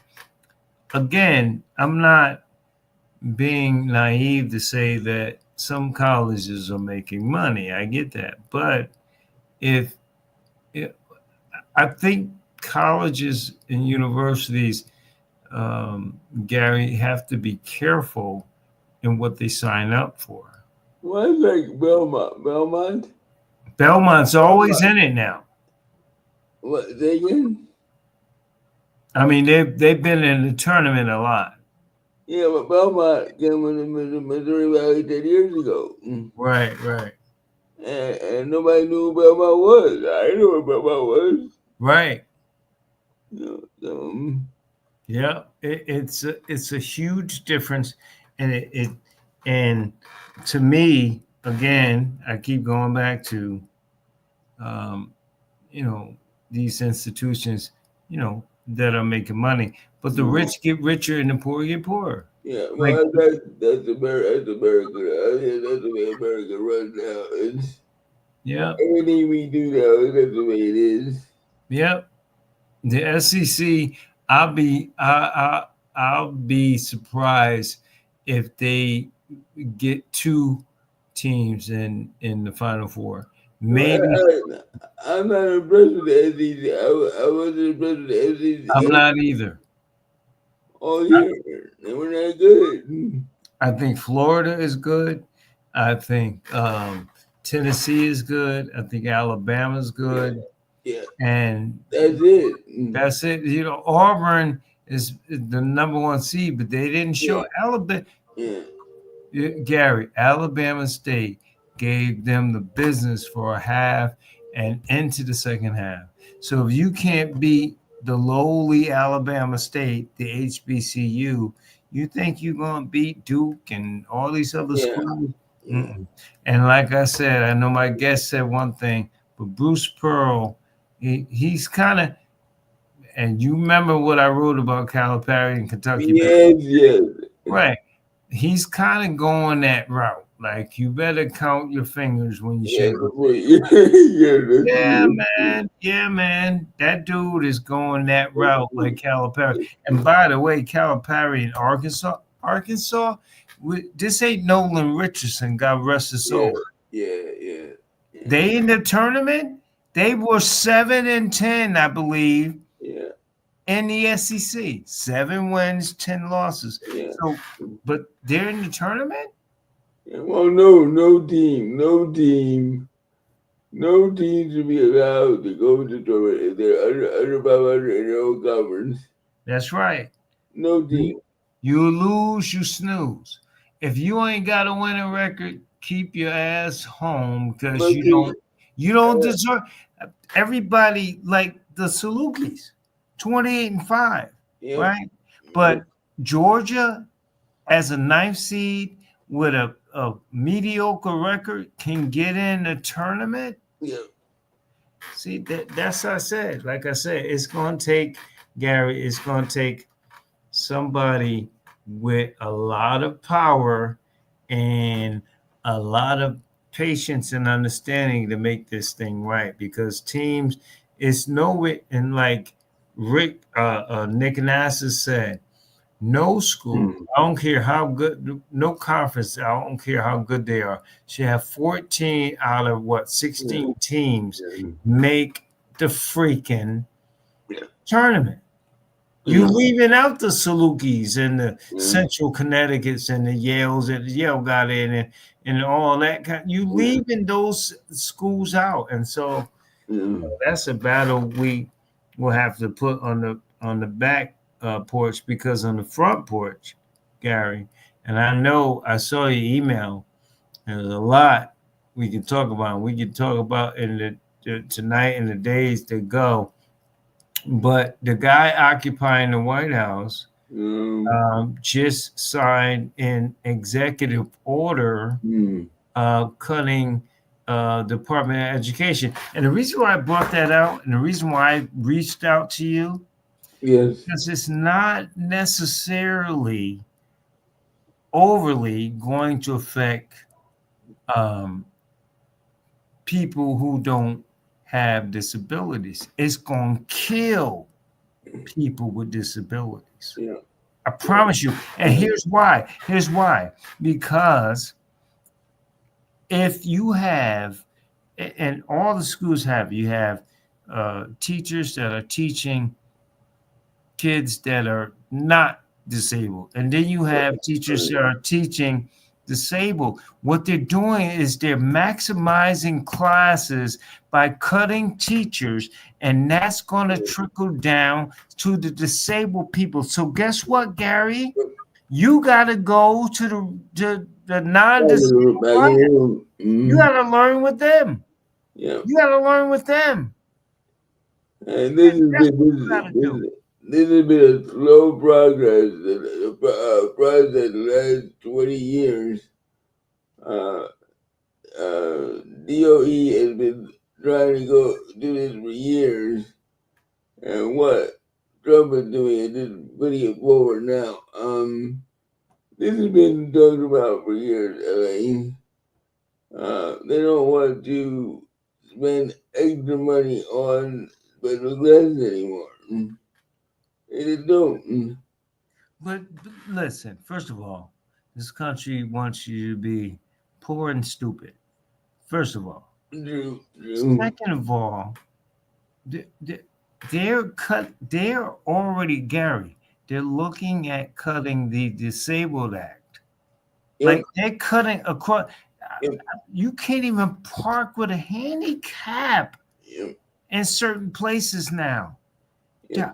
People understand, if you have your life and limbs and all your extremities and your mind and body and spirit and all that, that's one thing. They are cutting disabled people. Well, this country is better wake up. I'm being serious here. What Donald Trump did the last 3 days, very dangerous. You tell the DOJ to strip all of DEI. Yep. Right? You tell a computer to do this, right? The computer had no concept with the black, white. They don't recognize that, right? So this computer strips baseball star from the color barrier. This computer tears up the Tuskegee Airmen. This computer. But Gary, that's my point. Look, it's doing this. To me, it's three places that you protect: veterans, homeless, and disabled. I can navigate my way through something. You have no humane moral right to tell people in wheelchairs or disabled that they got to work even harder. Yep. That's disgusting to me. No, man, Disgusting. that's the mentality we got now. And America told me all I needed to know in November. They told me everything I needed to know. Because you know what this guy was going to do. He told you what he was going to do. And you voted for him anyway. Right? One, America, you're sexist. That's the first thing. Two, you are a racist based country. Right? You showed your cards once again. And now we're gonna pay for it. 'Cause what he said today turned my stomach. And Gary, Can I just say this? This is not. Listen, look, people. I get it with Trump. This is bigger than Trump. It's Elon Musk coming from another country, Gary. It is coming from another country that he wanted apartheid to flourish. He's coming from South Africa here and running shit, running everything. And I want people to understand this. Today, Donald J. Trump ordered the Marine Corps to investigate how to eliminate black soldiers. I'll repeat that again. Today, Donald J. Trump ordered the United States Marine Corps to investigate how to eliminate black soldiers in the Marine Corps. Are you out of your mind? And think about this. They had to redact the whole thing with Jackie Robinson and his history in the military. They had to redact it because they know they were racist. They had to redact that. Why they redacted that? Because they ain't doing shit for black, whatever. They blatantly racist with everything else. Why they redacted?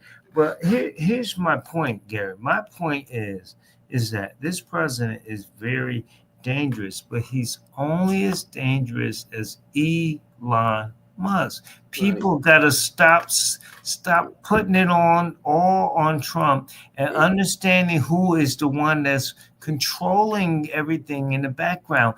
A South African man who believed in apartheid, who really is not a citizen here, that wants to control people of color, not only kick them to the curb, but take the curb that they got and put it in the pockets of his friends. People don't get it. And then Gary, like I said, I'm sorry, man. It really, really emotionally bothers me when let me just finish. Having taken care of most recently people who cannot get up or walk by themselves.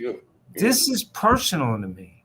It's personal. You know? Well, see, what's happened is we have become lazy. That's part of it too. We become lazy. Right? America used to be a great country. Why was it great? Because we helped each other out. We supported each other. If we saw our neighbor in trouble, we all help our neighbor. Right? We're not doing that anymore. And that's a very dangerous thing. Should Chuck Schumer step down? Yes. Gary, thank you, God. Thank you, God, because actually, Chuck Schumer is like Ben Roethlisberger. Like 5 years before he retired, I asked for them to get rid of the quarterback. Chuck Schumer did. Matter of fact, Chuck Schumer did worse than anything. He compromised, Pat Nation. He compromised lower court that were approved by him that were conservative. Look it up, people. Chuck Schumer has not. He has never been the speaker. He would never be the speaker. Just like and I don't know how you feel, but the brother, the kid in the house, I don't trust either. I don't. Yeah, I don't. All right. Okay, you know what? Okay, I like Jeffries because he's one of the few African Americans that will say what he feels. You ever see? But Gary, you watch him talk, right? Yes, I have. Who is he trying to be like? Barack Obama.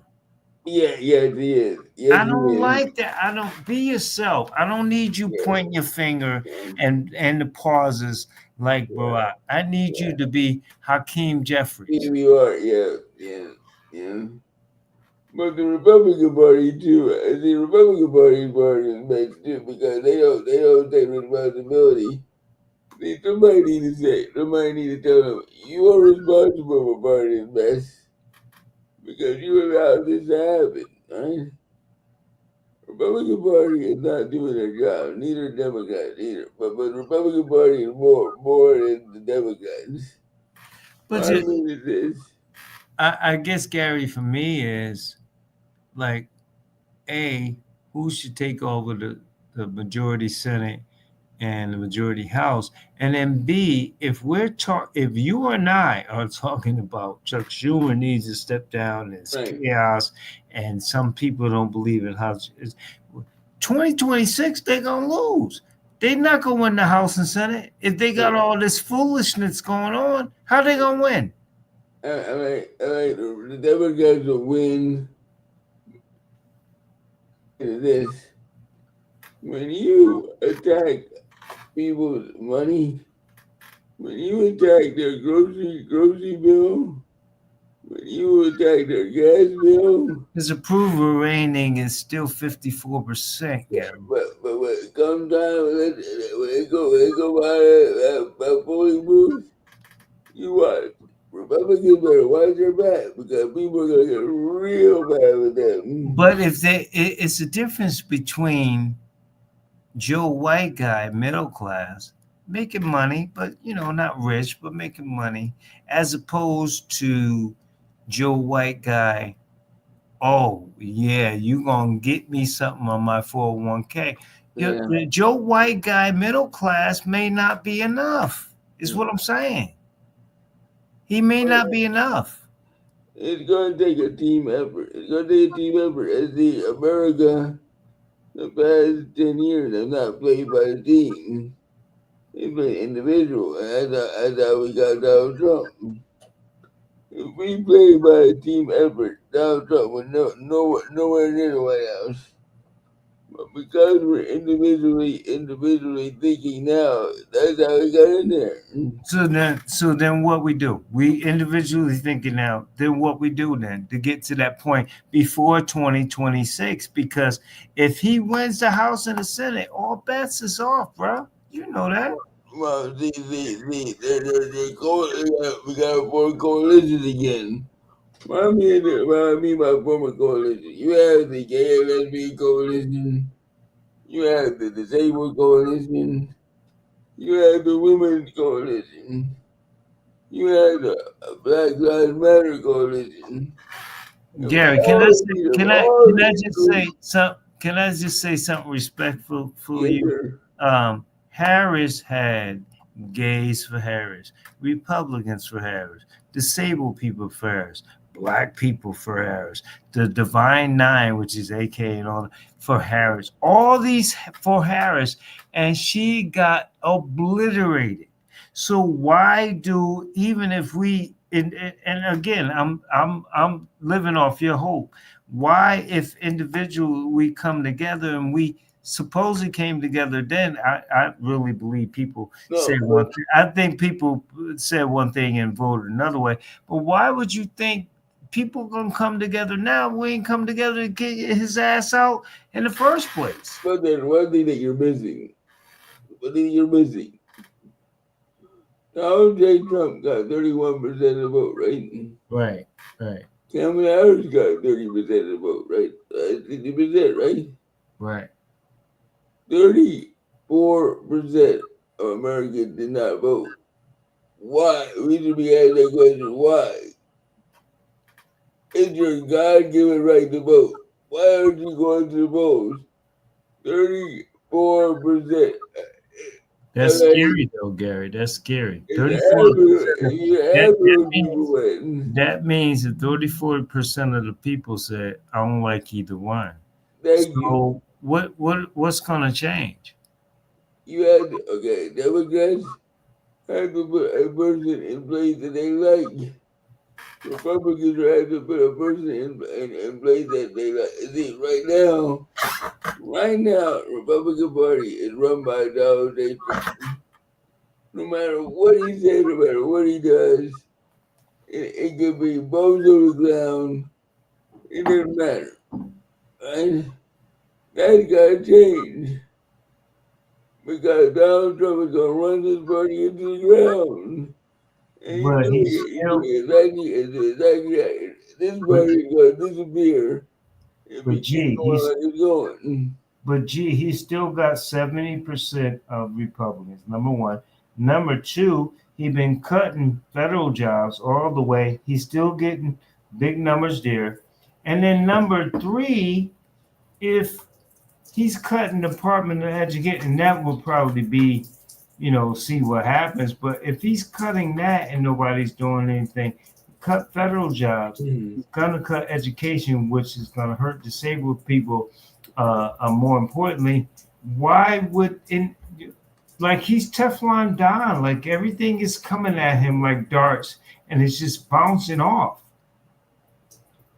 Well, when you have 2,000 employees short in the airplane industry, 2,000 employees short, and you turn around and cut 2,000 more jobs, and then you have 7 accidents back to back to back to back.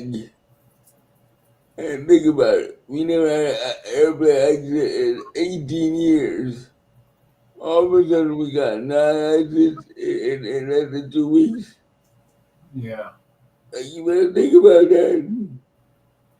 Well, people still in that vein, the federal vein is still supporting him to a certain extent. But I guess my question to you is, again, I go back to the chaos. Some people want, the Senate, Chuck Schumer to be gone. Some people want Jeffries to be gone in the House.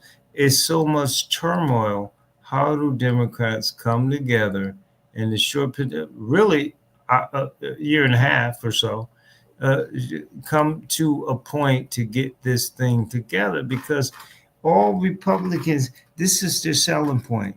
Look on the other side. They don't even know who their speaker or who their leader is. Look at the other side. So what are Democrats going to do to combat that? What they need to do is get behind Mitch Crockett from Texas. What they need to do is get behind Ms. Cortez from New York. That's right. But that's progressive people, though.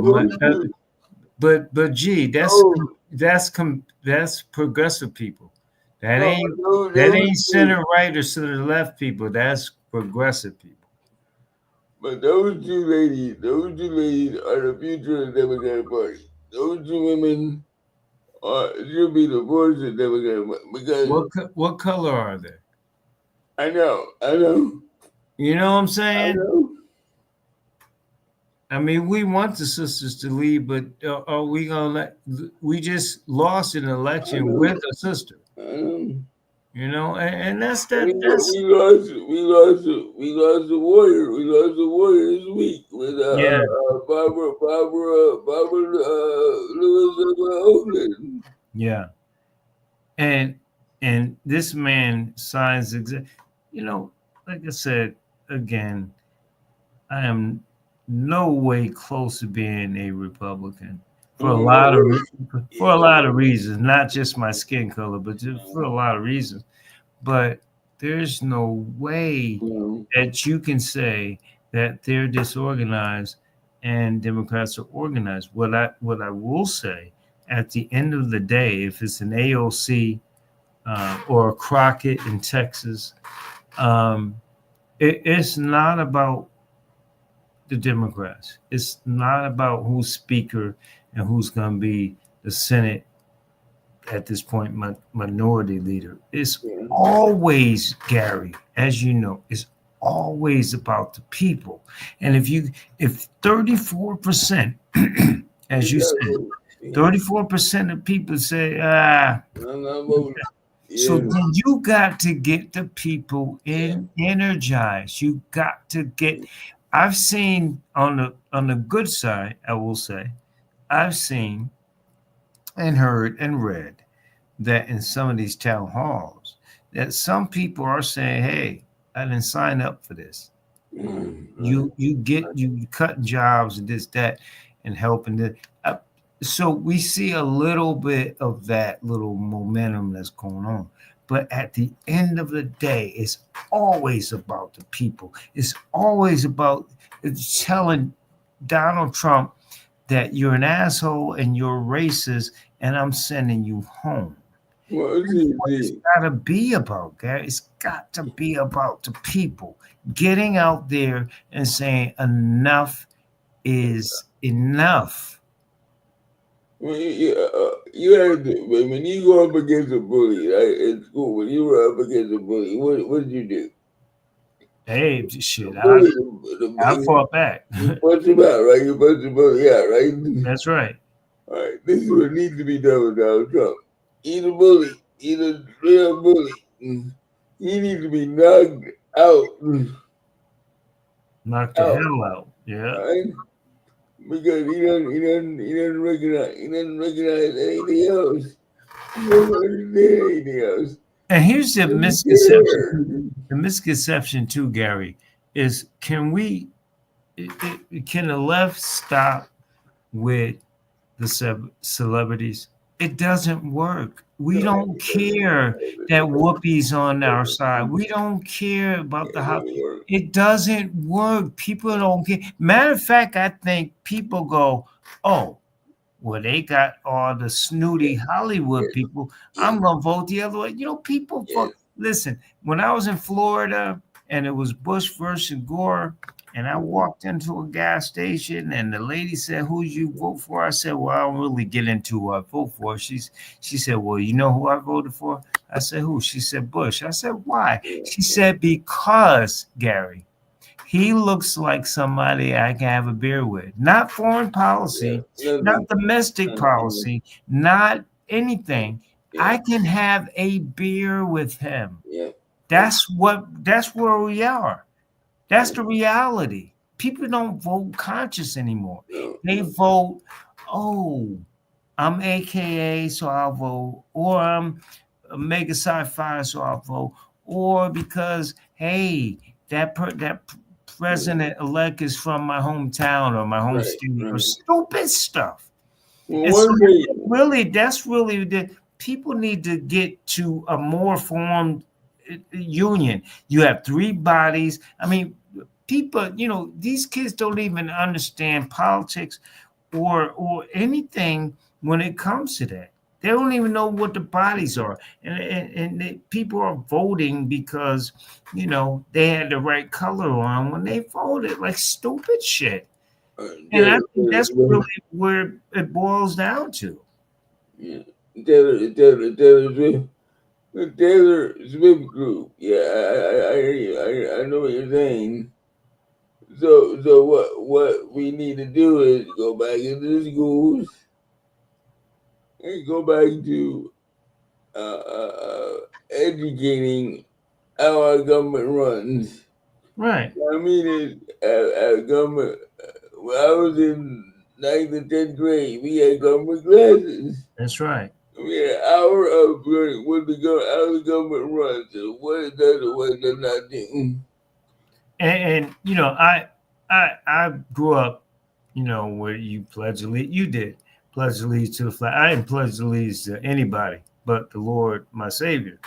So I got past that. But when you grew up, you did that little thing and you went into your civics lessons. Right. You knew who Right. discovered, you know, at least generic, who's discovered Columbia. I mean, you know, Christopher Columbus discovered America, but of course we know there's some discrepancies, some black discrepancies in that. But you knew what the okay, so you know you had the presidency, the House and Congress, and you had the judiciary.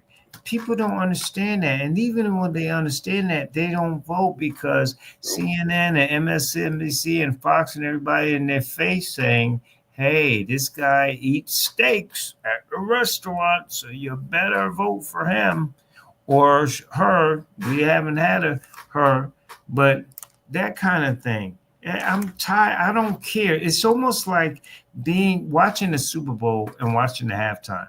I don't give a damn about the halftime. I want to watch football. Yeah. Right. So I don't even care about that. So when we get into politics and voting, I don't care about all that side noise. And Democrats get caught up in the side noise and they think they win. And you don't win with side noise. You win with people that, hell, like I said, they might be in the mud, so get in the mud with them. And the perception is that Democrats are snooty white men. Usually, white men are usually the middle of everything, but snooty people who don't know regular. And last I checked, Gary,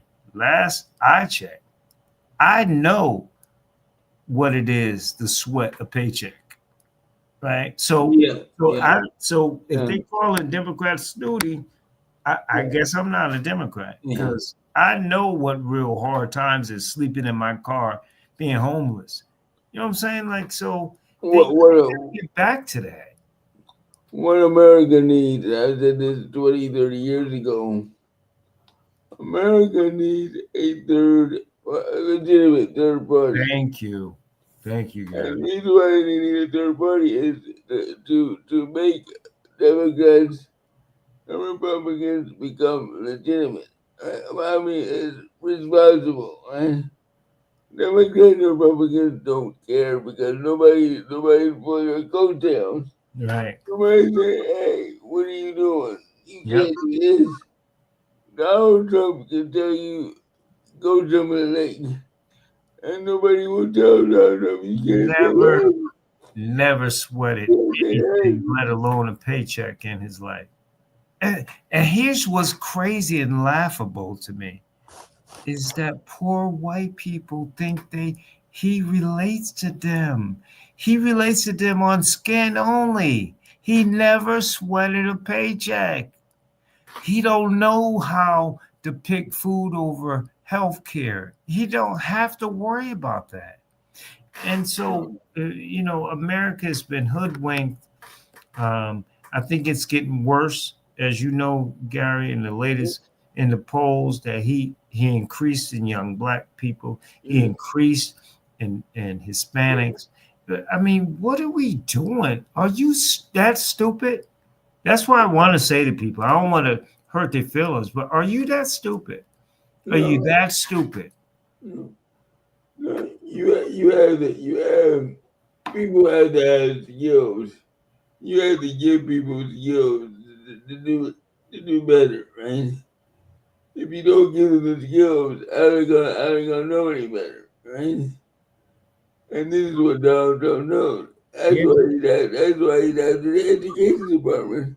Because he knows that if you keep people stupid, they're not gonna do anything. Thank you.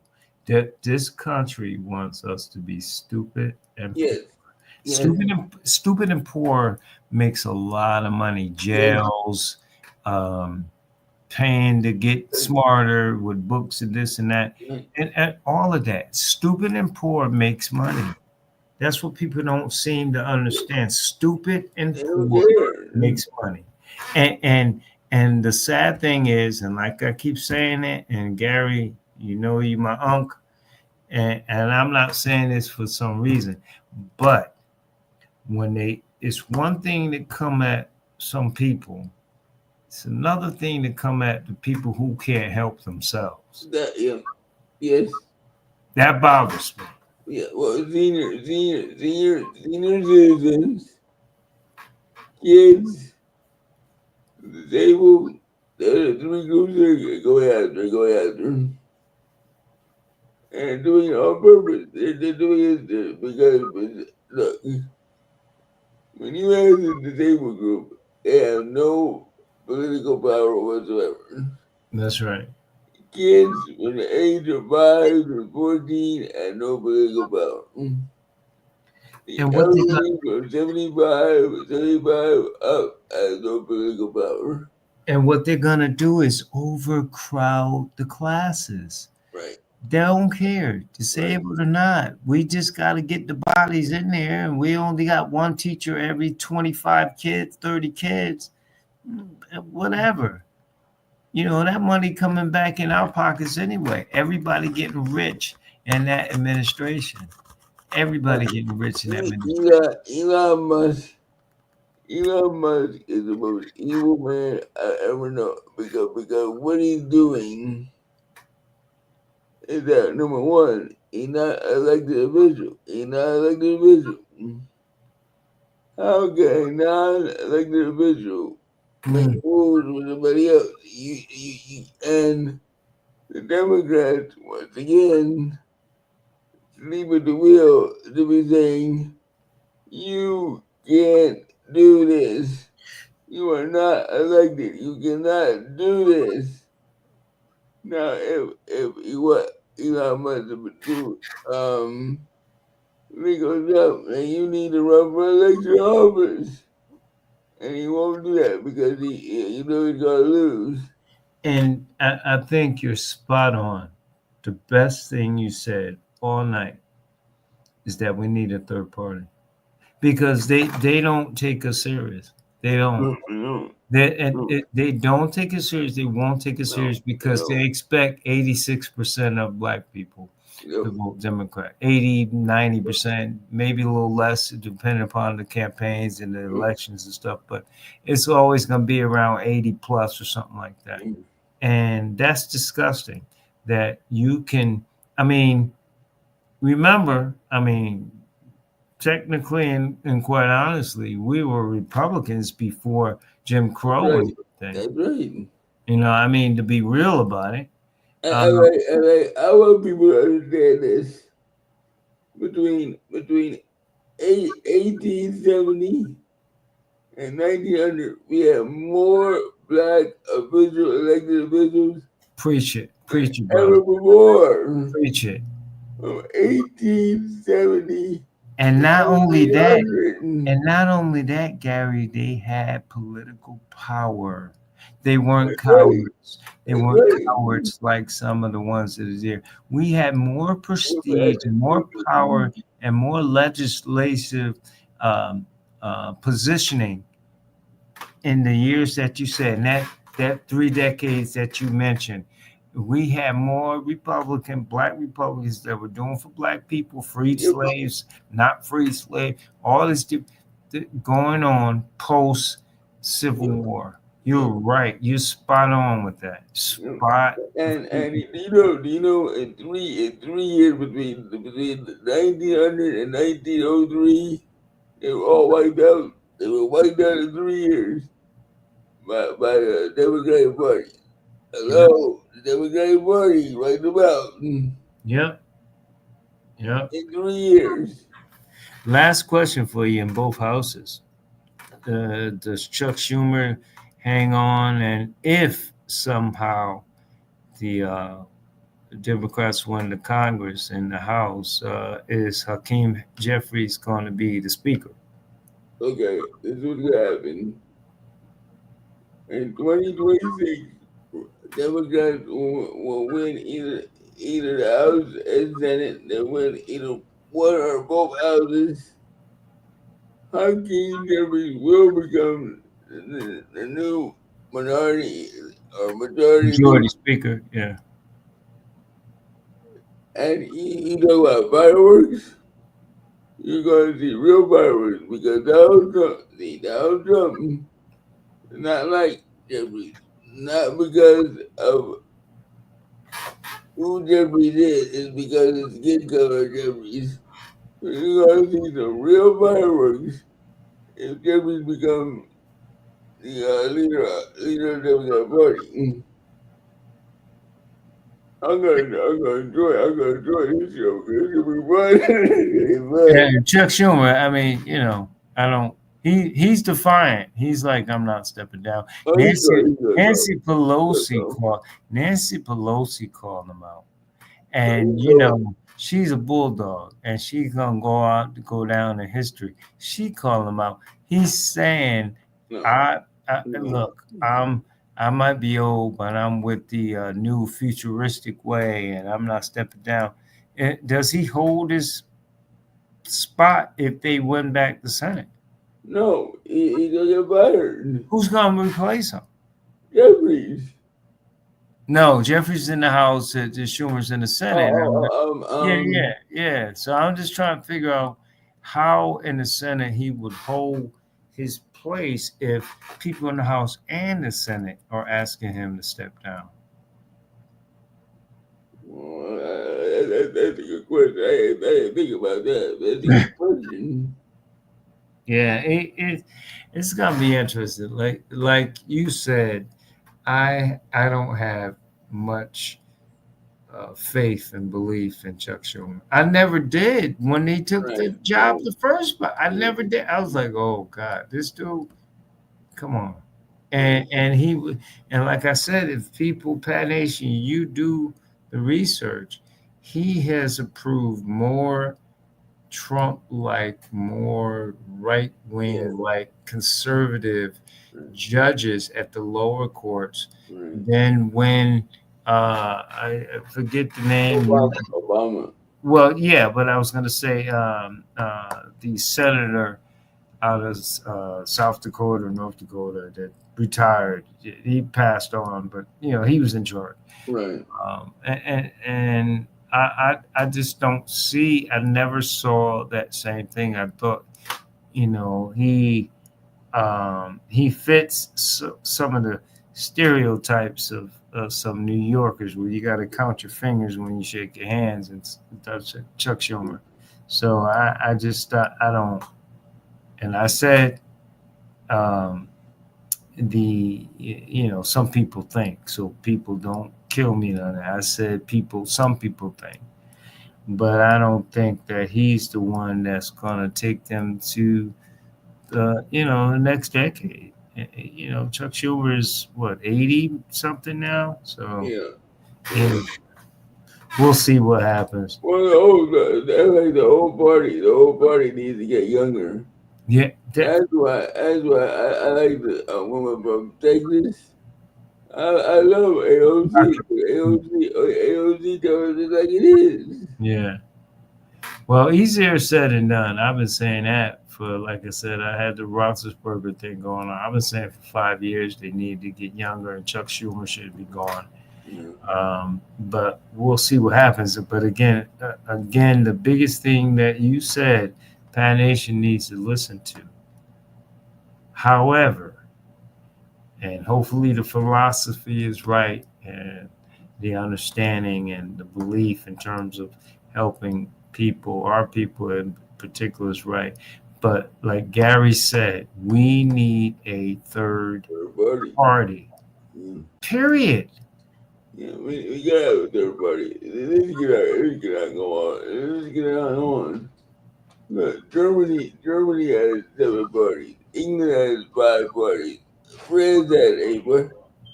Why can't we have other parties? It's all about the money. It's going back to the corruption and money. It all goes back to the cash. whenever there's a third party, what happens? That third party gets crushed by Democrats and Republicans. Yeah, and it's the reason why we have Gary on to talk about this, not because his boyish smile or anything, but the fact that again he's spot on because they can't they have to bargain, they have to fight for our vote if we have a third party. But because we black and we Democrats and we juggle balls and glitz and glamour and all the famous people are on our side and stuff, that's how they get our vote. I would like people to read the article on BASN Newsroom WordPress.com. It's called Stop Cooning or Stop Cooning. Right? All right, read the article. That's deep. The fact that it's called cooning, and we already know where that comes from. So, wow. Oh, yeah. Definitely. BASN Newsroom. BASN.com, correct? Or BASNnewsroom.com. I just want to make sure, Gary, I'm getting it right because it's an important article for people to go and read. The fact that it says coon. Stop cooning. Like Mike Greenberg said, Martin like Mike Greenberg said, Martin Luther Coon. Yep. There's something behind that word coon. Y'all need to do your research and understand what's going on. And read go to the website and read that. I'm gonna go to the website. Gary Norris Gray, and it's at BASN Newsroom at WordPress.com. You usually send that. I'll have to look, but if send it again. Okay, all right. No, because I saw, some of the topics and some very good topics. I didn't see that, but I'm going to read it. Gary Norris Gray, BASN Newsroom. Check out the website and see what it entails. Gary's always a thought process person. He's always the glass is half full kind of guy. That's why I love him. He always has a brighter side to something. And I'm doom and gloom. The devil's gonna get you, and stuff like that. But Gary, I love you, big bro, and keep doing what you're doing. I'll get you on. Certainly next week, and we'll talk some more about this. If hopefully, prayerfully, that orange guy who eats cheeseburgers in the middle of the night, and oh my God, it'd be scary if he was really drinking. That guy is just cut the Department of Education, and the cuts continue. It's not just these federal jobs, which I understand people get upset and they work there, but it's a lot more than just the federal jobs. Like he's cutting everything. So him and his other fake hair guy from South Africa can make all this money and all their friends. So I digress. Gary, love you, man. Appreciate the time. Appreciate the extended time too, bro. You take care of yourself, man. All right, man. You do the same. All right. All right. Gary knows great. Remember, you can see that article on BASN Newsroom. Just Google it, and it'll take you to there. I used to work there, and they do a phenomenal job there as well. Facebook, it is Pad Nation 1 at Facebook, Pad Nation 1 at YouTube, LA Batchelor at Facebook, LA Batchelor at Instagram, LA Batchelor at LinkedIn, and of course, if you're here on StreamYard, you can watch us there. But if you're at those other places, please do subscribe to our show. The more subscribers, the better for us. So we ask faithfully if you could just subscribe to one, if not all, of those places. Just Google LA Batchelor and you'll find us on YouTube and Instagram and LinkedIn and Facebook. And as Mike Patton puts, but soon for me to be gone, the artists, also known as X, were there too as well. You can check us out. Enjoy. Thanks for checking in wherever you are. We certainly appreciate you. We love you. God love you. We'll talk with you very soon on the Batchelor News Report.